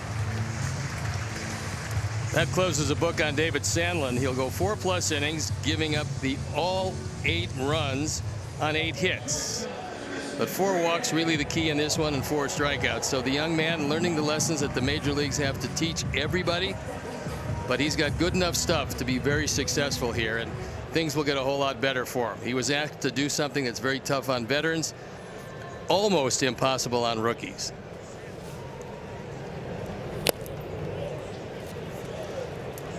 Bottom of the 5th, this half inning is brought to you by Prevagen.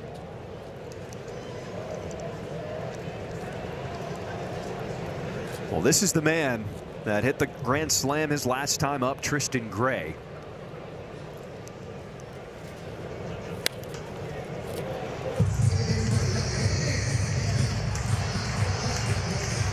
He was in camp with the White Sox this season, and sometimes when you see that opposing jersey, you get a little extra energy.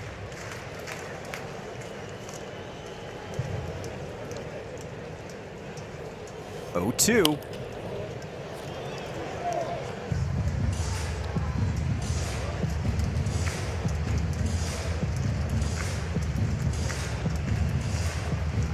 Martin at third, Caratini at first.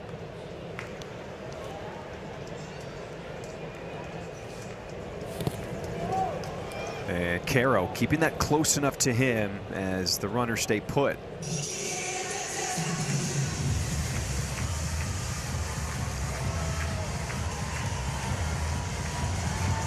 You can't really read this ball if you're the first base runner. So he just stood there and made sure he didn't get thrown out.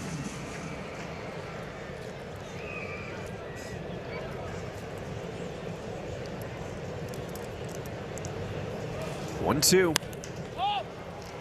And the air to left field, and Tanachi racing towards the line in foul territory. Now it's Vargas with the grab, tagging from third, safe at the plate.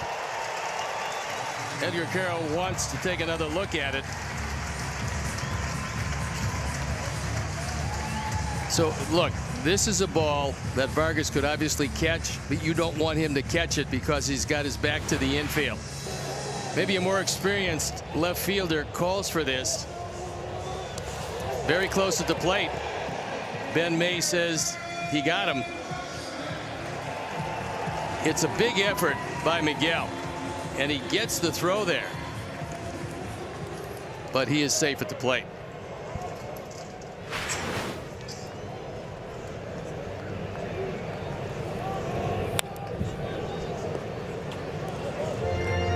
And when you talk about a better play for the left fielder, explain to our young viewers how momentum is such a key part of that play. Well, look, you're coming in, the left fielder is coming in, he can make the throw rather easily, and there's a very good chance that if Antonacci catches it and he's on the run ready to make the throw, you make a case that he's not going to run. But with your back to the infield, there was no doubt they were going to try to score on Vargas, who made a remarkable play. It's tough play to just catch, let alone set your feet, get the throw off. He did the best he could possibly do. It's just a little late.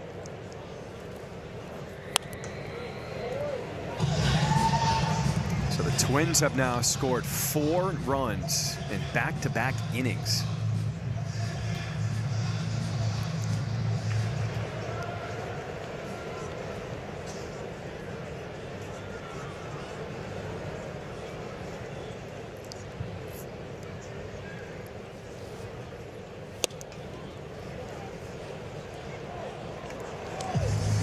So Buxton goes down looking.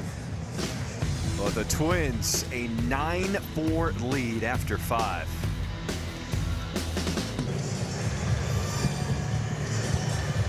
It's the slide of the game presented by Wisconsin Dells, the water park capital of the world, and it's a fine play by Vargas. He just comes up a touch late. Very difficult play for a third baseman. And a good slide by Martin. You see Buxton acting as another coach. And that's what you're supposed to do when you're the on-deck hitter. You get in the sight of the runner. You make sure you tell him to get down and which side to slide on. Still an incredible effort. I mean, when you think about it, an all-out sprint to get to the ball, stop on a dime, recover yourself, throw a strike to the plate. And he came up just an eyelash short. Yeah. Gonzalez goes down swinging. They will throw down to first to complete the strikeout. One down as we start this 6th inning. Yesterday, Vargas, no stranger to making fine plays at third base, runs this one down and then up and over the tarp. The best part about this play was he didn't get injured.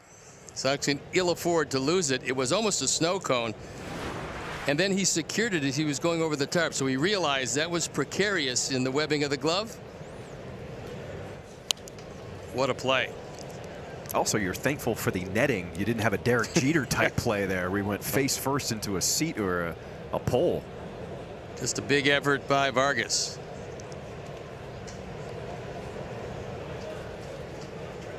'90th pitch for Ryan. Tweaked his arsenal coming into this season. He's always been a guy who leans on his four-seam fastball, but his curveball has become his second weapon. Went from 3.9% to over 13% he throws that this season. Well, look, this is his 6th year in the league, and everybody realized that, number one, it was a good four-seam fastball, and number two, he liked it a lot. He threw it a lot. Tristan Peters places this one into right field, so a one-out single in this 6th inning.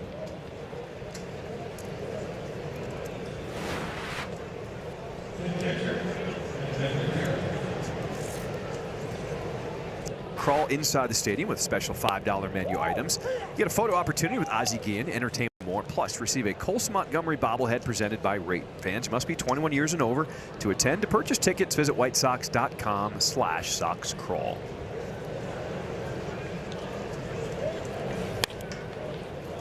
In the air to center field as Clemens makes the adjustment to drift back. That one took off the bat of Caro and makes the catch for out number 2. Edgar's hit the ball hard 2 of 3 times tonight. Got nothing to show for it. Lined out in the 2nd. That long fly ball here in the 6th. So sometimes the numbers don't look like you hit the ball well, but he actually did. This half inning is brought to you by Elgin Hyundai. You know, obviously when you're getting good results with a pitch, you want to throw it more, but sometimes the more you throw it, the less effective it can become. So when you look at Ryan tweaking his arsenal, how does a pitcher go about doing that and making sure they still have an effective pitch mix? It's just the 6th year in the league, and he decided that everybody knows exactly what he was going to do most of the time, which was rely on the four-seamer. So he probably made a decision. He's a very smart pitcher, made a decision that he's going to have to give the league a different look. And so he adjusted in this probably about the middle of his career, because he's going to be a highly sought-after free agent, and decided that he doesn't want to be predictable, and broke out the breaking ball, which has been very good for him. And there's an example of it. It's not the fun of this game, even at 29 years old. Yeah. You're still trying to make little tweaks, still trying to refine your arsenal. It's great. It's one of the few times, one of the few professions where even at 29 years old, I mean, 29 years old is a baby in a lot of things, but not here, especially when you have all those innings under your belt as he does.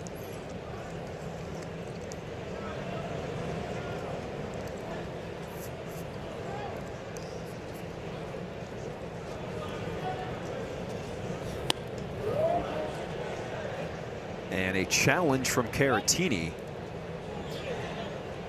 Called ball is being challenged by the catcher. ABS powered by T-Mobile. It was a strike. Minnesota retains. 98 pitches for Joe Ryan, closing out this 6th with a strikeout.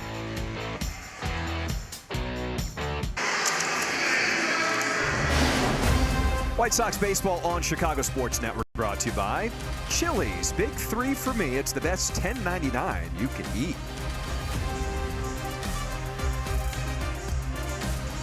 High above Target Field here in Minneapolis, Minnesota, where the White Sox will be home for the first of 3 games. A new pitcher in the ball game. Brandon Eisert comes on. On for the 11th time, the ERA of 4.22. There you look at the numbers.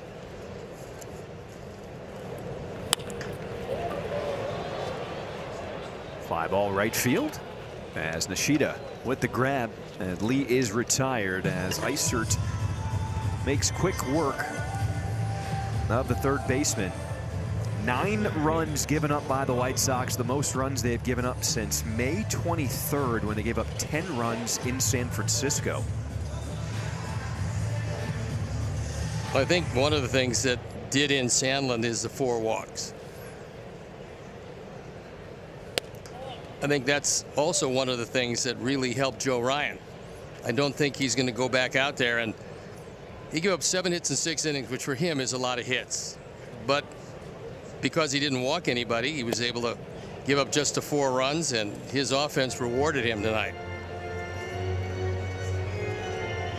Something Zach Bove, the pitching coach for the White Sox, has talked about. When you have so many young pitchers, sometimes they can overthink things. And when you're facing a team for the second time, maybe Sandlin was just thinking a lot on the mound, issuing those 4 walks. Or he just had no command. I mean, you have those nights where you're thinking about a pitch, you're thinking about a spot, you throw it, you miss by 8 inches. And other days, you don't even think about it, and it's right exactly where you want it. And that's what makes it such a difficult thing to do. When you look at last week. Yeah, he was unhittable, but a different story today.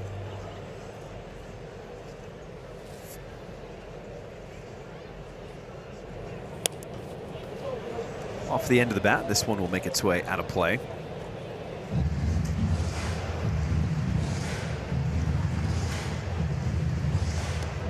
I saw a Prince baseball jersey in the stands here at Minnesota. Obviously, we are here in Minneapolis, the home to Paisley Park.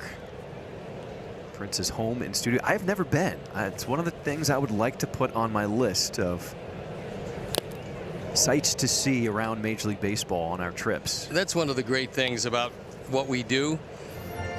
You get to see all the great cities in the country. You get to visit all the things that you probably read about but didn't have a chance to see them earlier. I mean, going to Boston and looking at all the history that you can see there is magnificent.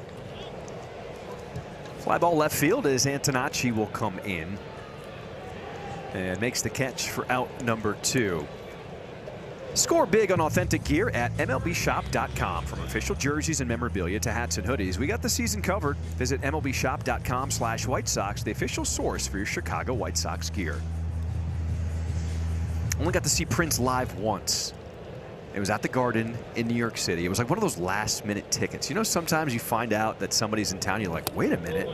Yeah, I do want to go. I got a last-minute ticket, and it was one of the best shows I have ever seen. Just the way he commanded the stage, the way he put on a production.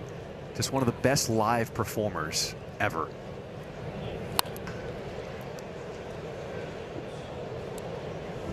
We all have those shows, right? Was there ever like a live show you can remember where you're like, that 1 or 2 just really stood out? Yeah, one of the deep into the career of Crosby, Stills, and Nash. I got to see them, and they were wonderful.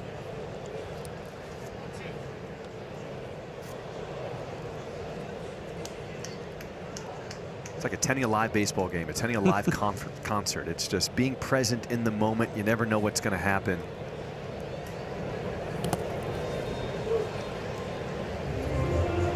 They brought in Bell to be a run producer, and that's what he's been. He's got a couple of hits tonight, hasn't driven in any, but he's driven in 32 runs this year, which is a pretty good total in the middle of this lineup.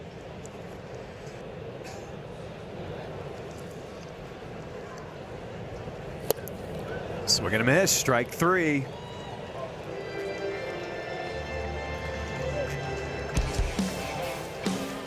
Look at Prince. I'm going to get to Paisley Park. I'll try to get there tomorrow.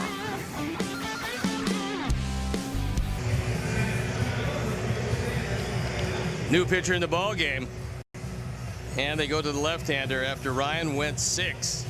Gave up 4 runs on 7 hits. Didn't walk anybody. Struck out 9 again. Cody Funderburk on for the 21st time.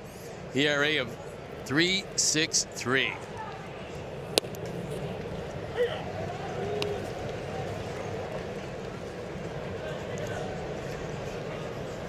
So Cody Clemens moves in from center field. He'll play first, and Ryan Kreidler enters the game in center.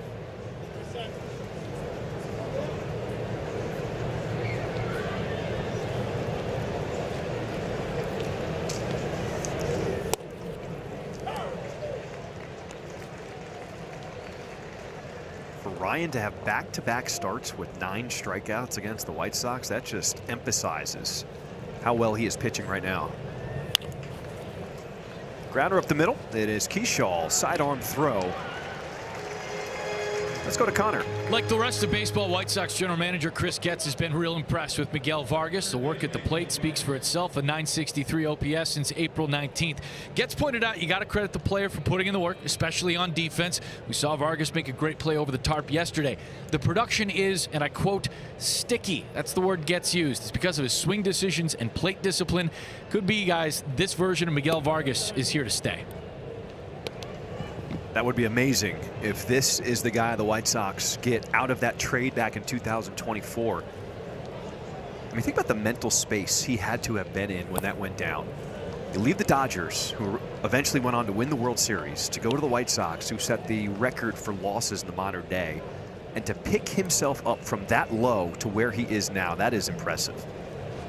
Well, the good part about it for him is that he could have spent a great deal of time with the Dodgers and never seen major league play. But coming over to the White Sox, he knew that if he could get more consistent in the field, and the hitting, which was usually there, is still there. Oh my goodness. Funderburk, backhand, no looker. Happy birthday.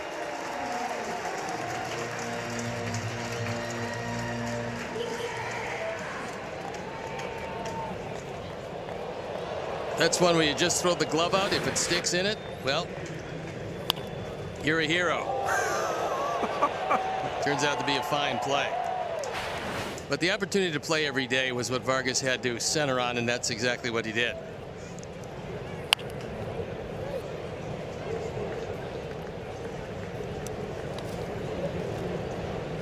And also a testament to the organization for understanding that there was going to be growing pains with a player like that, making sure he needed to put on the weight in order to make those swing changes.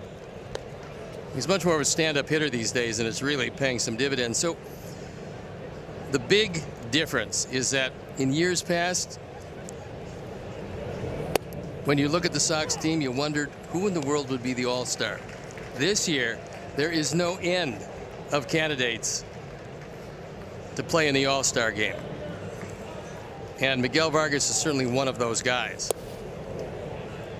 Wasn't sure we'd have that discussion way back in spring training. No, indeed. But a lot of guys have stepped forward, having big years.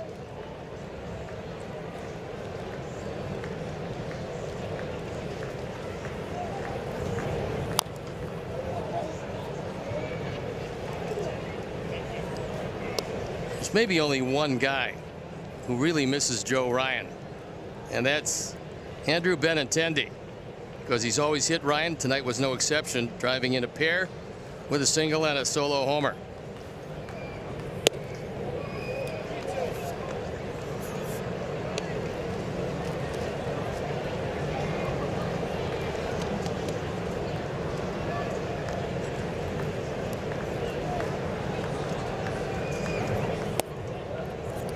So Benintendi will work a 2-out walk.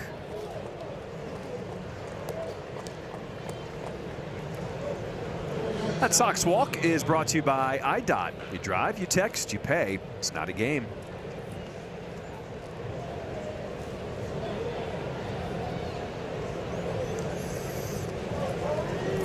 Colson Montgomery looking to extend his 6-game hit streak. He is 0 for 3 so far tonight.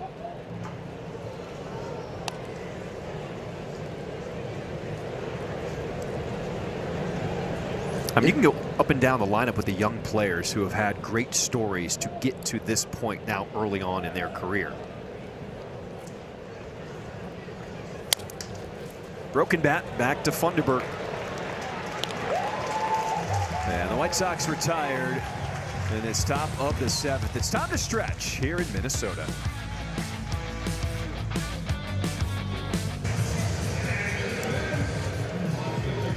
Are you ready for your winning moment? Find it at Wind Creek Chicago Southland, where the action never stops. Play the hottest table games, enjoy the newest slots, and celebrate big jackpots. At Wind Creek, there's a win waiting for you around every corner. Welcome back here to Target Field. A beautiful setting here in downtown Minneapolis. In the air, right center field. Peters calling off Nishida to make the catch as we start this home half of the 7th inning. A new pitcher in the ball game. It is Trevor Richards on for the 11th time. The ERA about 6.5. His job, just get some outs. Been a long stretch with no off days and a lot of tired pensmen especially, but respite is coming. However, not in this series. This is game 11 of 13 in a row. And a challenge by Ball Martin. strike is being challenged by the batter. ABS powered by T-Mobile, and the call is overturned. Minnesota retains.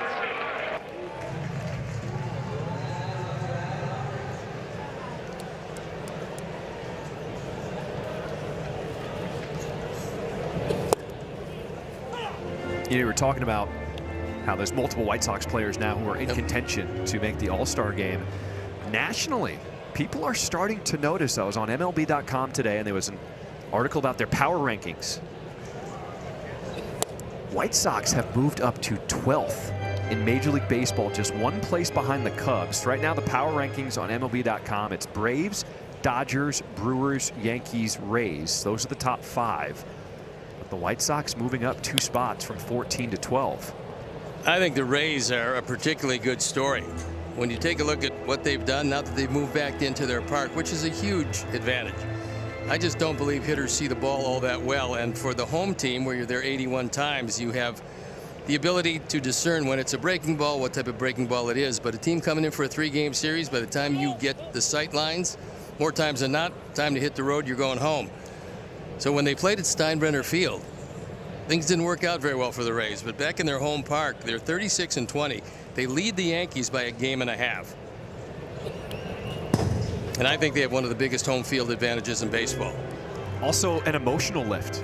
You have a hurricane tearing through that area in Tampa, ripping off the roof of the stadium, doing damage, and the city deciding to repair it and fix it and getting back into that ballpark. An emotional lift for the city and the team.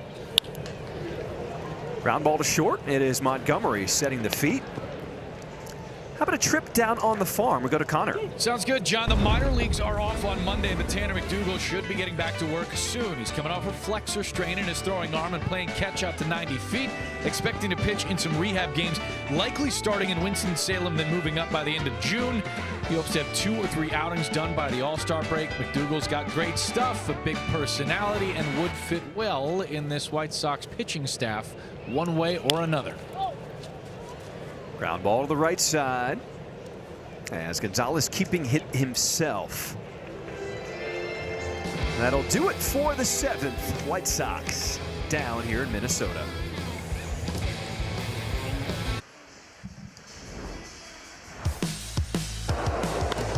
Last week, Chase Mydrop just put on a performance in that 4-game series against the Twins. I think 353.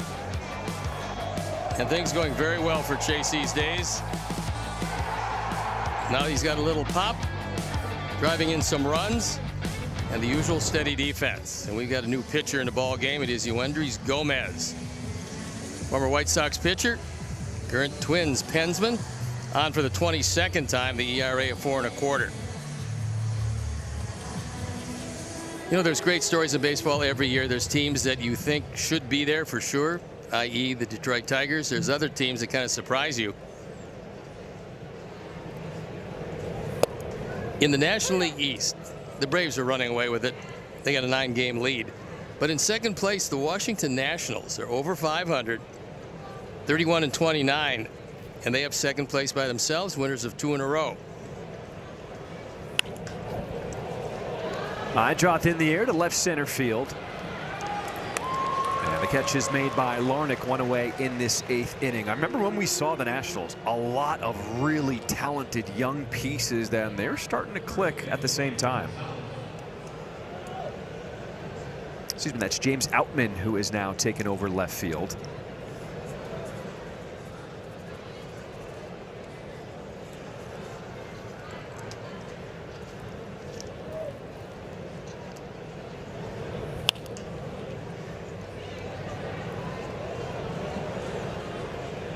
Jacob would like a little contact. 0 for 3 with 3 strikeouts. Joe Ryan was very tough on him.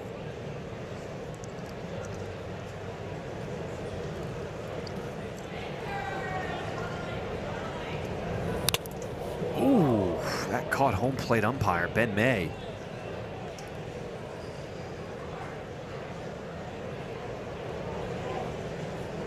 He appears to be okay, but just in case, Victor Caratini is going to walk to the mound, give him a chance to regroup.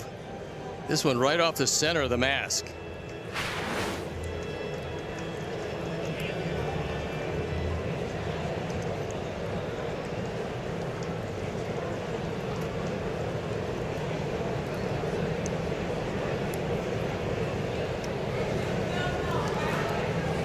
Oh, 1-2 here to Jacob Gonzalez.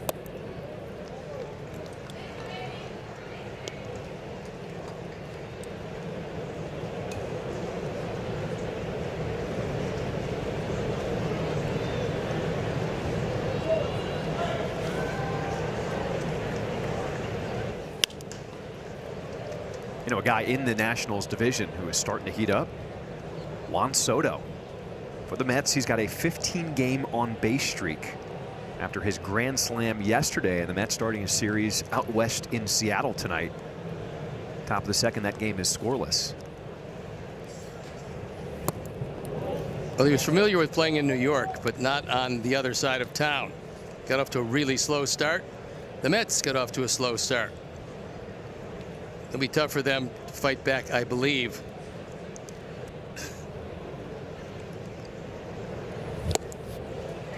As Gonzalez goes down swinging for out number 2. Take advantage of savings all summer long with our summer savings section. You can score select lower level tickets starting at $20 for weekday games and $25 on weekends. To purchase tickets, visit whitesox.com/section.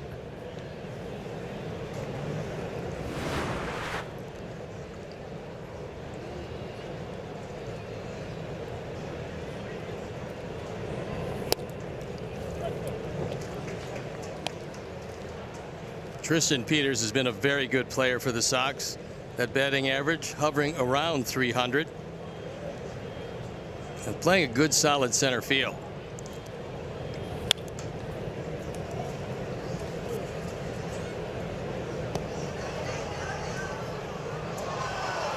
Ooh, a fumble in the second deck.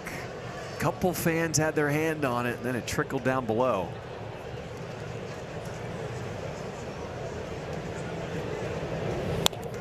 You were right, though. Every time I try to look something up on my computer, I got to have my eyes on the field because they are coming up here hot. Well, we have a great sight line here. Good angles, but very vulnerable to the left-hand hitters, following him just off a little bit to the third base side. Turning on this one is Tristan Peters down the line, and it's a fair ball. Peters will stop at second. A 2-out double here in this 8th inning.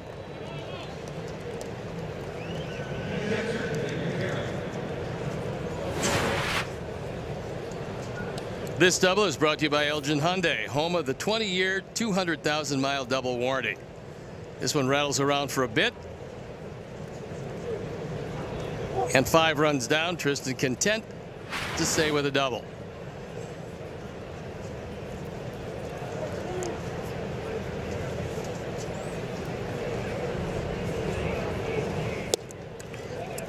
Some other scores around baseball. The Royals beat the Reds 9-2. Tigers beat the Rays 10-9. And how about this one still going in Milwaukee? 12-2. The Brewers on top of the Giants after 7. Well, the Brewers are some club. Pat Murphy has them playing good, solid baseball. The pitching staff is outstanding. San Francisco broke on top in the second by scoring 2 runs, and the Brewers didn't think much about that until they scored 7 of their own in the second to take a 5-run lead and take a stranglehold on that game.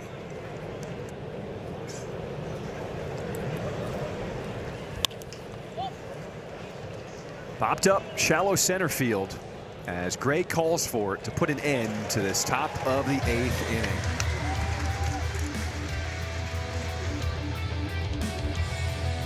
Here's it. Bottom of the 8th, that little young fan a little conflicted. Twins hat, Sox jersey. Nevertheless, he's just having a good time. He's at the ballpark. Welcome back here inside the booth. Steve Stone, John Schriffen. White Sox had a 5-game win streak heading into play today. Were you doing anything to keep things going for the White Sox? I was. I've worn this jersey every day the Sox have won. I continued to wear it, and by public demand, I now have to rest it unless the Sox come roaring back in this one. But you got to go with the hot hand. I went with the hot jersey, and we'll see what happens from here on out.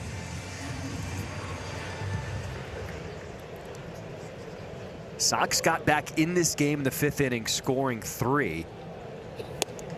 It was a 5-4 ball game. Sox down at that point. But then Minnesota putting up 4 more runs in the bottom half of the 5th inning to take this 9-4 lead.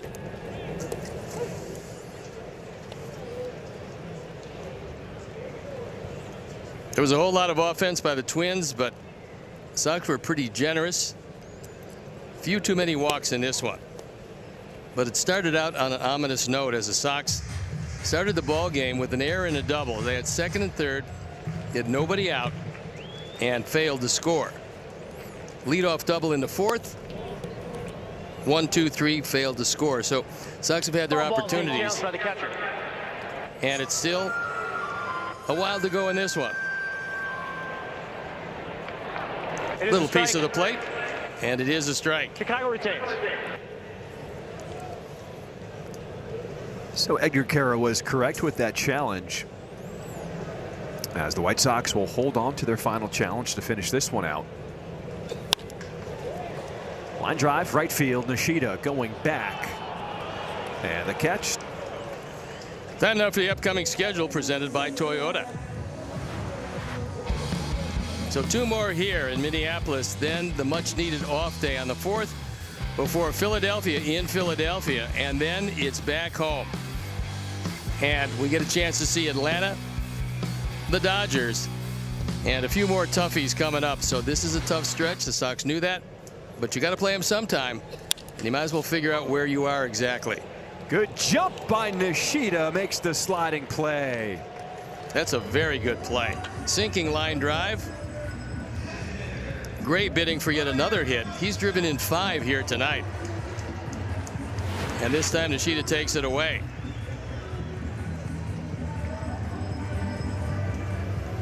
White Sox relievers have now retired 11 in a row. Twins have not had a base runner since the 5th inning.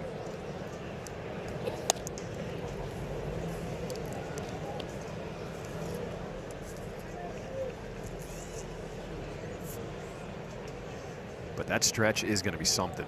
Braves, Dodgers, number 1 and 2 on the power rankings, according to MLB.com. I just think it's really a good measuring stick. There are no critical series at the beginning of June, so you can take that out of the equation. But Sox are going to know how they fare against some of the better teams around, because we're going to see them consecutively. Vargas on the move, makes the play at first. All right, we go to the 9th with the Sox down 9-4.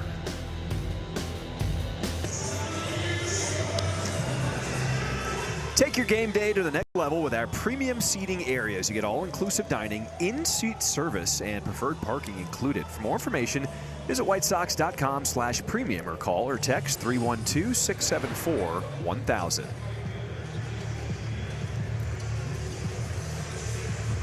Doesn't matter who you're rooting for, just come to the ballpark.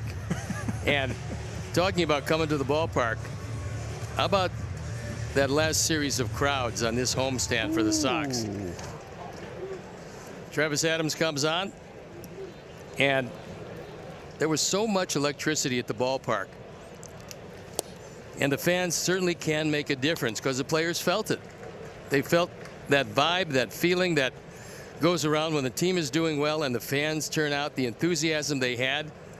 And the players will tell you about it if you ask them just exactly what it means to them. Nishida, chopper to first. One away as we start this 9th inning. All right, Davis Martin Thursday against Minnesota at home. He did Davis Martin things. 6 innings, couple of hits and a run. And what a job he's done. He's been consistent. It's quality start after quality start. And changing speeds with the repertoire he has makes it really difficult to score up anything. And he's been the ace of the staff and a guy that is known as the stopper. You have your closer, you have your setup man, but the stopper is a starting pitcher who wins after team losses. That prevents you from having long losing streaks. Every team needs one. Very few teams have them, but the Sox have Davis Martin. And if this score does hold, Davis Martin tomorrow will be the stopper again. Get a chance again.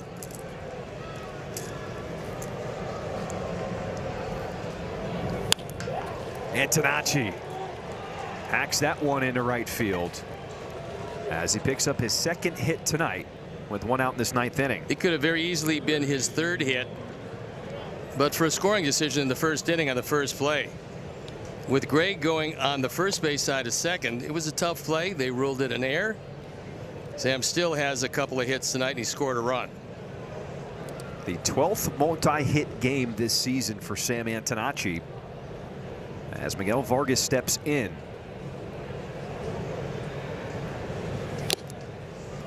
Vargas was part of that big 3-run 5th inning where he hit a 2-run shot followed up by a solo home run by Benny. And these days you just can't make a mistake against him because he's so locked in that he hits just about everything hard if it's not a perfect pitcher's pitch.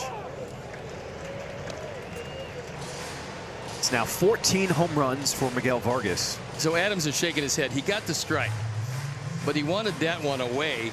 He got it in. He missed with his pitch, but still had the inside corner. That's why he was shaking his head going, need to get that ball away. Because he got away with it here, he won't get away with it a lot. Miguel Vargas, a deep drive into left field. Does it have the height? Yes, it does. It's gone. Miguel Vargas, his 2nd home run of the night. And the Sox not done yet here in this 9th inning. His 15th home run of the season. As we just said, these days you make a mistake against him, you're going to pay. This is a line drive rocket. And it's now a 3-run game. We'll watch it again. This is a high fastball. Lexus Experience Amazing Home Run Replay is once again Miguel Vargas. A line drive rocket. And it leaves the yard.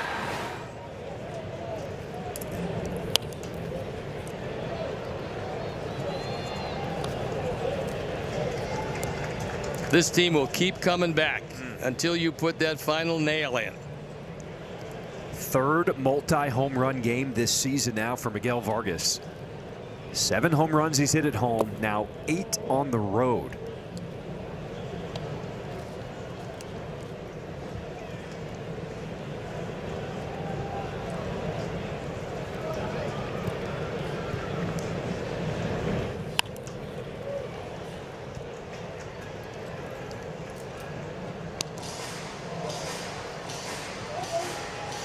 That thought that you had, where if you make a mistake, the White Sox are going to pay. That's the thought that's now going on around Major League Baseball. Pitchers are aware this part of the order, it is dangerous. And even with Mooney out, there's still some thunder in this lineup. And Derek Shelton's sitting there going, these guys aren't going to give up anytime soon. The last thing he wants to do is go to the guy that he views as his closer in the back end of the bullpen. But if you can get him in there, whoever it is, because they don't have an official closer, it's going to help you for tomorrow's game. Grounder up the middle. It is Gray retiring Benintendi. And the Sox down to their final out of the ball game.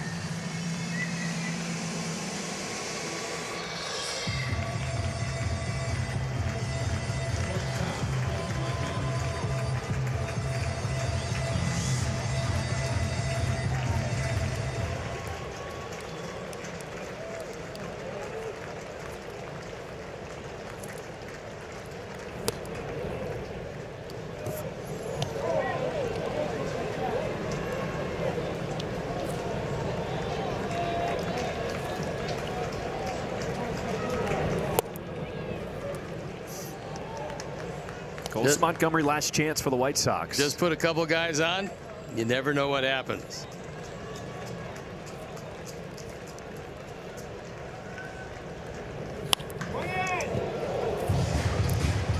This score would snap a 5-game win streak here at Target Field.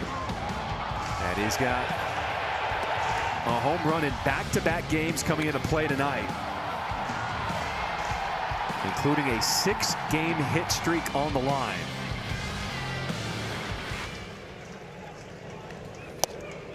Outside, ball 3.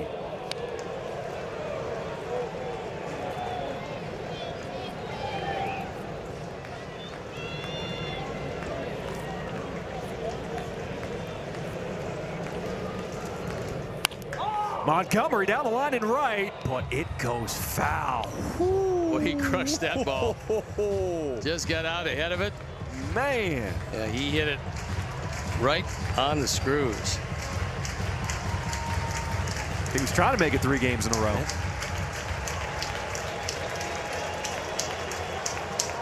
Sox down to their final strike of the night.